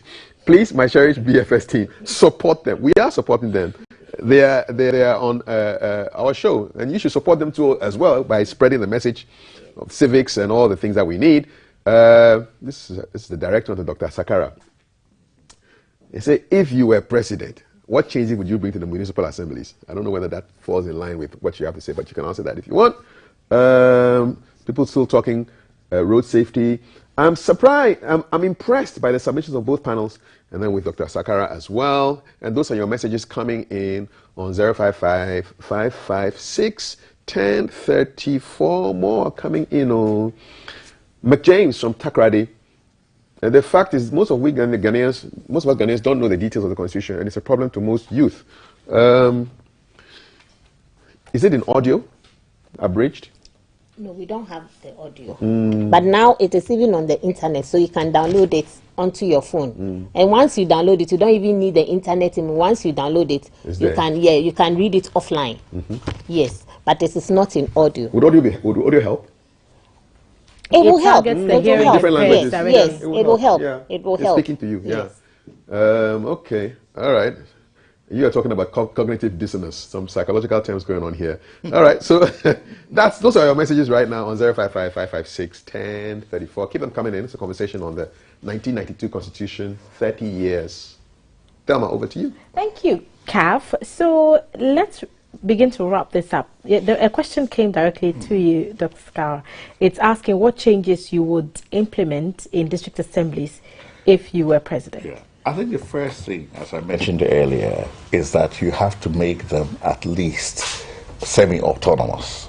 So they have to have a big enough tax base to be able to do things by themselves and execute their own programs.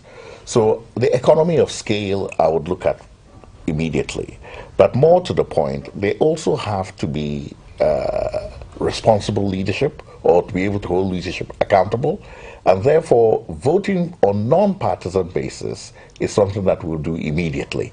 And you don't need to change the Constitution to do that. Yeah. You can actually do that straight away with parliamentary approval. Yeah. So it is only because people want to change it to partisan basis. That is why they're going, to do a referendum. But if you actually just did it as was recommended, you don't need to have a referendum about it. There's now a more conducive political climate to push for the reforms as against the other years when it hasn't happened? Oh, absolutely. What kind of what extent of collaborations do you expect going forward? And we need to wrap this up very quickly. Yeah, I think the more conducive climate emanates from two things. First of all, we've seen the limits of what can happen going the duopoly way.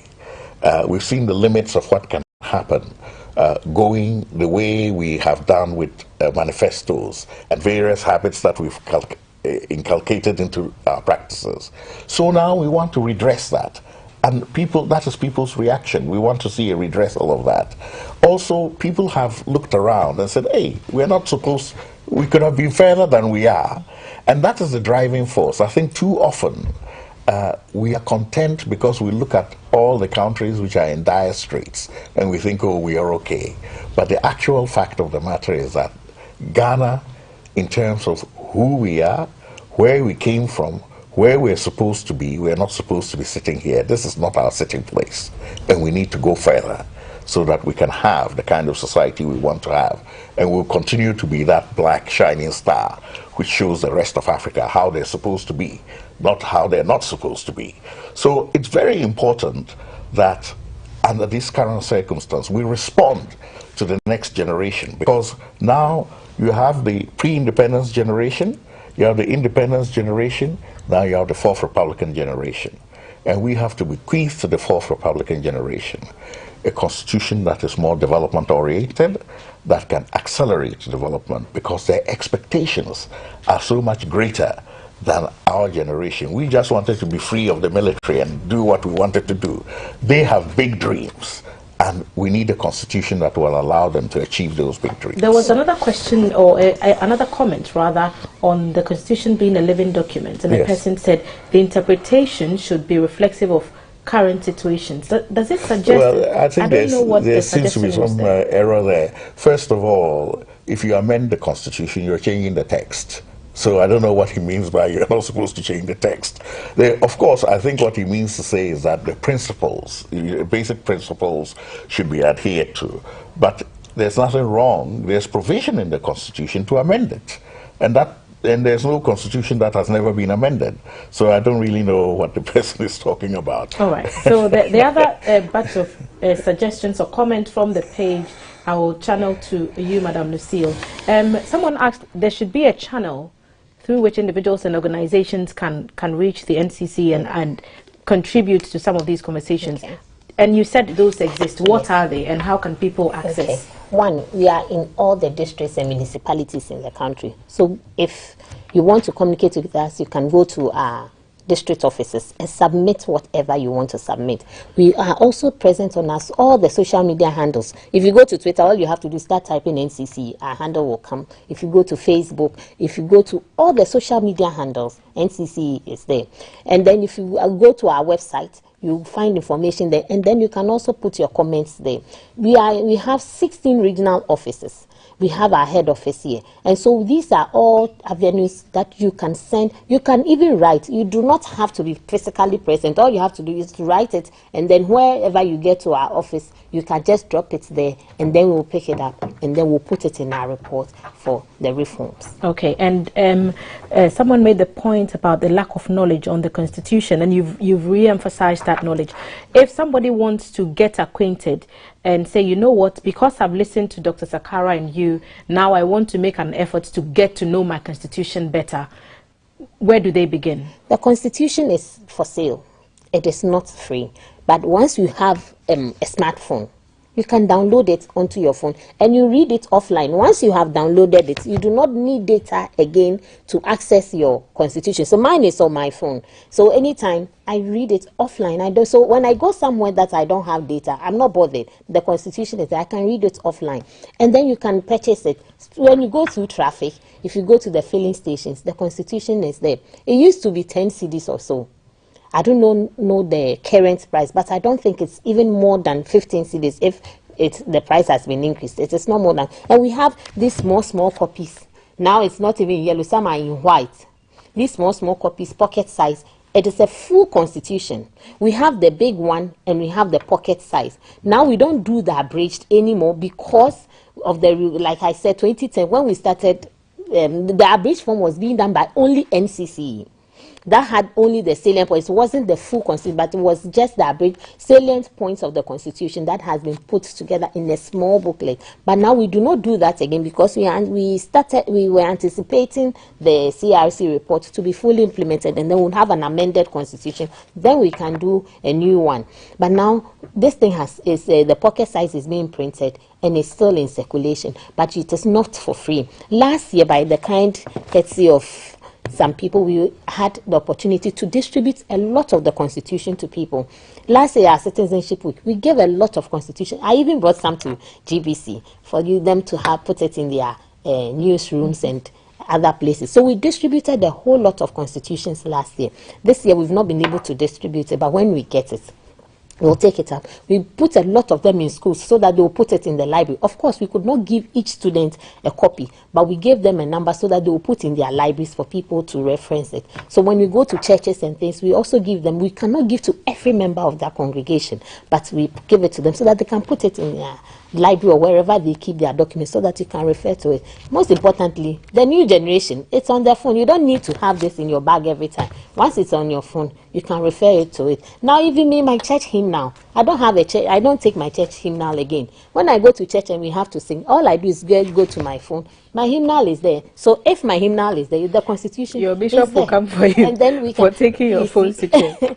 But I completely understand how that could work. Yeah. And you mentioned partnerships, that people supporting you to do some of the activities that you do. What can people see it with? Because we are talking about an independent, constitutionally set up commission, and nobody wants to infringe on your independence. So how do people support you, and what kind of support do you need?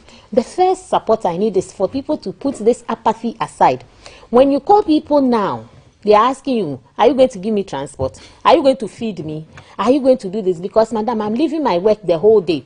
What I want people is that when we call you, attend the program. Don't ask us for attentating. Don't ask us for money. We do not have it.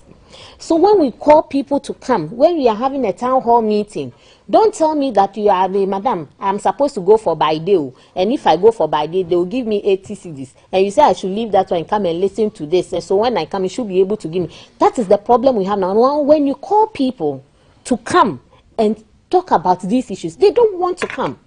But what we do is that we go to them. But when you go to them, they have a limited time. So let's say the women's fellowship or the men's fellowship or the youth group, they are meeting for only about 1.5 hours. They will not give you more than 30 minutes. And maybe the topic you are treating is very extensive. And so as part of it, we call people we do town hall meetings, we do focus group discussions. When we call them, they should come. If we don't have money, we call them, they should come. That is what I want. And then also, those who have things that they can also use to support. So let's say you have a hall and we want to do a town hall meeting. Instead of charging us that you should pay 1,000 cedis for the hall, you can also say, NCC, come and hold the meeting there for free, because you know that we have challenges with money. And so we should buy the constitution, but offer you the hall for free. The constitution is not for free. Okay. NCC doesn't manufacture, or we don't print the constitution. It is a private entity that does that. But when we have the opportunity and we have copies, we give it out, but it is not for free. So NCC, we don't print it.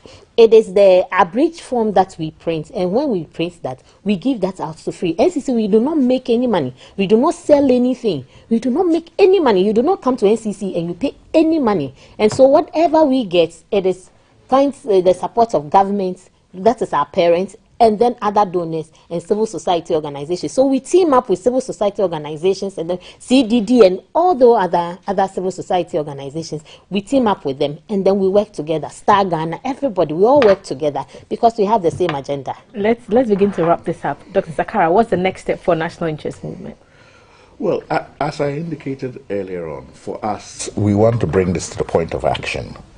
So we want to be going down to the grassroots level, but not just to talk with people. We want them to give their signatures and collect those signatures for their particular MP to demand that this constitution, the review, be brought to a point of a referendum. And we want that process undertaken. So it's not always the case that you have to wait for NCC to come to you. If you feel passionate about this, you can form your own focused discussion group. If somebody is more enlightened than the others, he can lead them in explaining what the various issues are. But those issues have to relate to their lives. They have to see that their lives are affected by this. It's not an academic knowledge of the Constitution. It's the fact that, look, these ABCD things are happening to me because if the Constitution were different, the chance of them happening to me will be less. you know, and there will be more opportunity for me. So we have to put it in those terms so that they can relate to it and they can take active interest in it. And they can do that in their own, you know, separate groups. But we want it to go beyond that to the point of a referendum. For me, if there's no referendum before the next election, then we have failed in our How duty. can people reach the national interest movement? Do you have any handles? NIMGhana.org, NIMGHANA.org. So it's on our website. All the documents, the 7-point agenda for the referendum is on our site. All the documents relating to the common platform we have and the membership, etc., they're all on that website. Right. Yeah. I didn't add the role of the media. The media has been very tremendous in the success of this constitution. The media has been up checking government, checking civil society, checking individuals to conform to the constitution. Even so checking the NCC. Checking the NCC and giving us the platform. GBC, my sweetheart, because what would we do without GBC? What would we do? Giving us your channels for free. We come to Obonu every week. NCC is on Obonu. Every adult education, NCC is that we do not pay a dime. So GBC is our sweetheart and contributing very greatly to the constitution. So please don't let me forget that at all, because I'm really grateful. I was waiting to wrap up the show so that I would say, hey, Madam Lucille, so you didn't give us. Please, I can't forget you. I can't forget you. I'm in love with GTV. Thank you so much. We've been talking about 30 years of the 1992 Constitution and the agenda for reforms. The NCCE is leading the charge, 3 decades of uninterrupted constitutional rule, revisiting the agenda for reforms. You can join that as well as the National Interest Movement has. I've been speaking to Madame Lucille Hewlett Annan. She's the Greater Accra Regional Director of the NCCE. Thank you so much, ma'am, for being here. Of course, Dr. Abu Sakara, leader and founder of the National Interest Movement. Doc, thank you for being here. You can get in touch with the NIM movement, and you can reach them on their website, nimghana.org. All the documents you need will be there. The changes, the amendments that are being proposed, all that can be found on their website, nimghana.org. So that's for the National Interest Movement. You can reach the NCCE in all district and municipal offices. They have 16 regional offices. You can reach them via their social media handles at NCCE. You can drop a letter by any of their offices and it will get the needed attention. Support the NCCE, patronize their services for free, offer them help for free, and then help them to educate all of us on why the Constitution matters and how it affects all our lives. This is GTV Breakfast. The Yellow Couch is about to come alive after the break. We'll be back.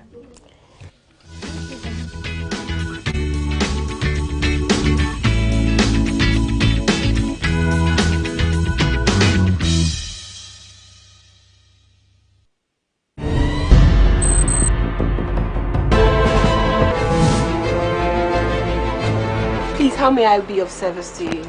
Listen, today should be the very last time you disrespect my fiancé. For Christ's sake, do you know we're getting married next month? Your trust should be in the Lord. But watch and pray!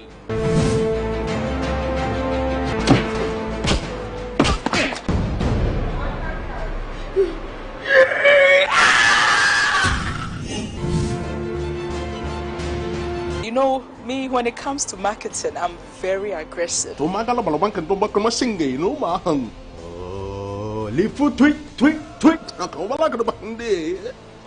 like a hot pimento. I like that too. I float like a butterfly and sting like a bee.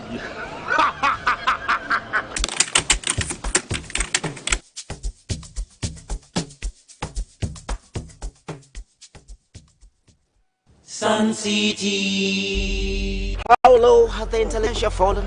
Substituting lectures for idle chatter. Shut up. Half of you will fail. I will need a receipt.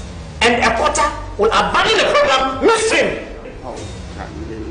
Hey, brother. Oh, sister. HIV positive. So is that why everybody is running away from me? Are you asking me to leave? if you're going to be rude and aggressive, that would be a better alternative, don't you think? I can't believe this. What has come over you? I just can't believe that. How can lecturers be leading demonstration? What kind of example is that? The timing is not right. I'm just making a point and a very valid one at that. Sun City.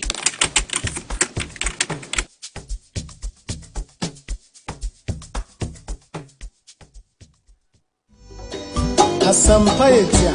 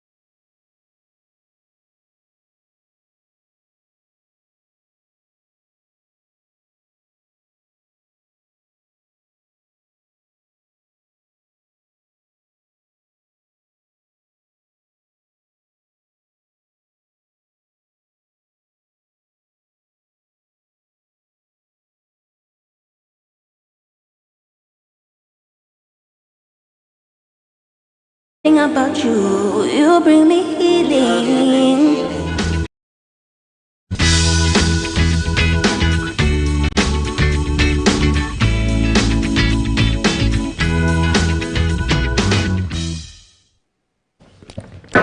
Hello.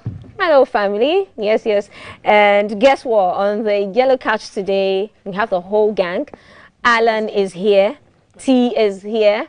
Kaf is here. Maltiji is here. And Jay is with us in spirit. Gang, gang, gang, gang. Welcome, welcome, welcome. And so, yeah, to wrap up today's show, we are doing a recap of the conversations we've had today. And top on the list, we are looking at the roads.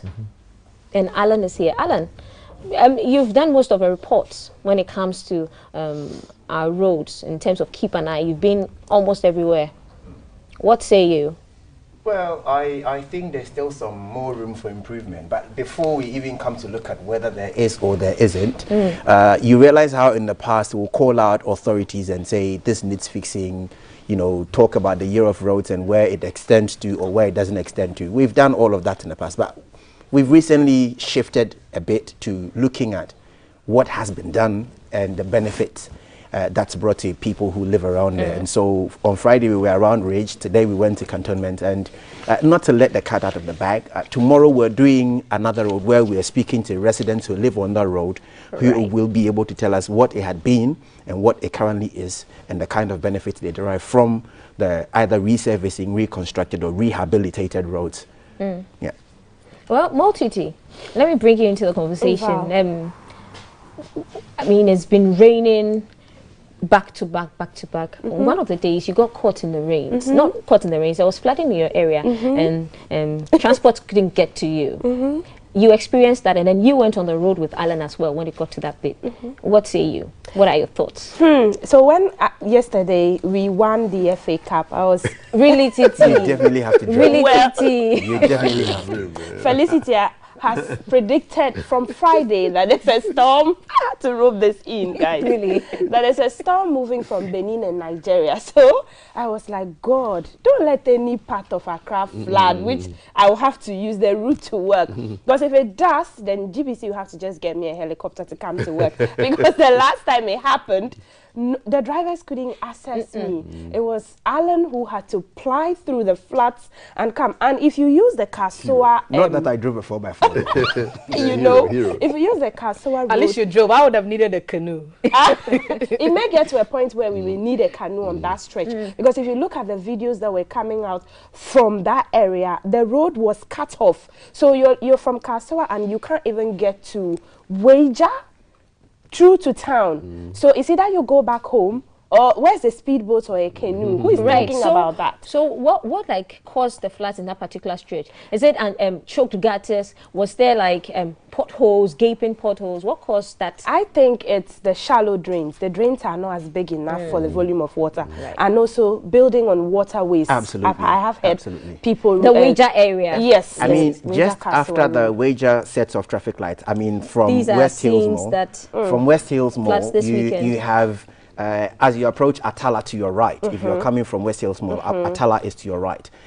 All that stretch should have been a supersized drain without any housing facility or any houses around there. But you have homes, businesses built on that stretch. Which part of Accra is this? This is West Hills. Just over the weekend. What? This is West Hills. On Saturday when the heavens opened, this is what we're left with. I got a call to come out of, you know, my rest to go and follow up on this. And I told them that what I can see, I will never drive anywhere near there. Yeah. Look at the cars. They look like little toys. There are no cars. And this is Abosokai. This is Abosokai. You know the newly constructed overhead on the graphic road. Still constructing. Still constructing, on the graphic road. And this is what you have. So this Abosokai is Obechebi. It was almost underwater. Not almost, it was completely underwater. And imagine being called to go and report on this. Where do you park? Where do you drive? Where do you walk? No way. In Tamale, when a similar incident happened, the water just took proprietors of a school, one Hajia, into the big drain, and that was it. They had to take the car out at some point and take out her dead body. Because you couldn't tell where the rails of the drains are and the road. Exactly. Dangerous to drive stuff like this. Yes. Don't drive. Well, on my part, at the Tama side, we didn't really get flooding, but on the motorway, but on the motorway, guys, the motorway, it was this morning. It was dark, stark dark. Oh, okay. There's no light. Yes, and the places where it's most dark is where we have the potholes, and users of the tarmac motorway would attest to this. So sometimes I fear for people who are not familiar users of the first timers. Yes, because then always busting their tires and. Mr. Jindo was speaking about how he has to change his shocks every time. Guys, his end of town is just don't go there. Yeah. The motorway needs to be blessed by the year of roads as well. Sure. But then great long way to help. If there's an accident and it's even for 5 minutes before they have to tow the truck away, the traffic can go on for hours, guys. And so it begs the question, when and if or when the motorway will be reconstructed or touches down to it, what happens? No, you see, the problem is that we don't have alternative routes, motorway guys. was not meant to have homes and settlements around it. It had railings from the beginning to the end. My mother told me that they used to have phone booths. If you broke down, you could just call them, come and pick you up. And the railings started from the beginning to the end. London style. Yes, they've all been taken away, slowly chopped away. Scrap. Yes, and then we've got people building left, right. People cross the motorway now. There's no zebra crossing, but you see people crossing like that. It's a mad dash. Yeah, across the motorway. Stop and pick last Friday, there's a particular spot that's notorious for people crossing just anyhow. And last Friday, a woman decided to use her children, and so she was crossing, and then she had one here and one here, and then she brought them close to the edge, so that it drew the attention of whichever person was coming to stop. And when people stopped, they actually crossed. And this happens, guys, all the time. But another thing we've perhaps not looked at is the size of the motorway itself. What is stopping us from expanding it? Shikasani. The settlement, the encroachments, the encroachments. But the settlements who do you want keep to buy coming to do back. You want Chinese people to fund your motorway? Me, I'm quite the We've told the motorway for God knows how long. There are no tolls now. No, but we've told them. So what did we do to all that revenue we generated from? Bros, money no day. Guys. Said, so you can have all you may want to go to the moon, but if you don't have money for a rocket, you stay here on Earth. Well, watch the moon from here. Did you hear that? I guess that's where we live. Guys, let's do this together. We are starting our drive. We're continuing our drive. The hashtag is fix the traffic lights and fix the roads generally, because when the rains come, it exposes our roads, guys. Send us your comments, videos, pictures. Fix the traffic lights minus the Kalkudi one. That's been fixed. That's been fixed. Hey, keep an eye getting and then the Awushi traffic light has been fixed, and it's got a new set of timing to it. The whole thing has been rejigged. So whereas in the past, if you're driving straight and you had to turn left, you wait till the both sides go. This time it sets green, and those turning can turn, and it's Masa, just your passion was not wasted. I can see you just come alive. The engineer. The only man who does traffic lights in you. So guys, send us your videos and your comments. Where do you live? Which area are you in? How good are your roads? How bad are your roads? Together we have to make the country work, guys. So send us your comments. It's to our WhatsApp number 055556134, and then if you use the hashtag GTV Breakfast on all our social media apps, you find us on there and share your comments with us. The show will be repeated again at 11 p.m. tonight on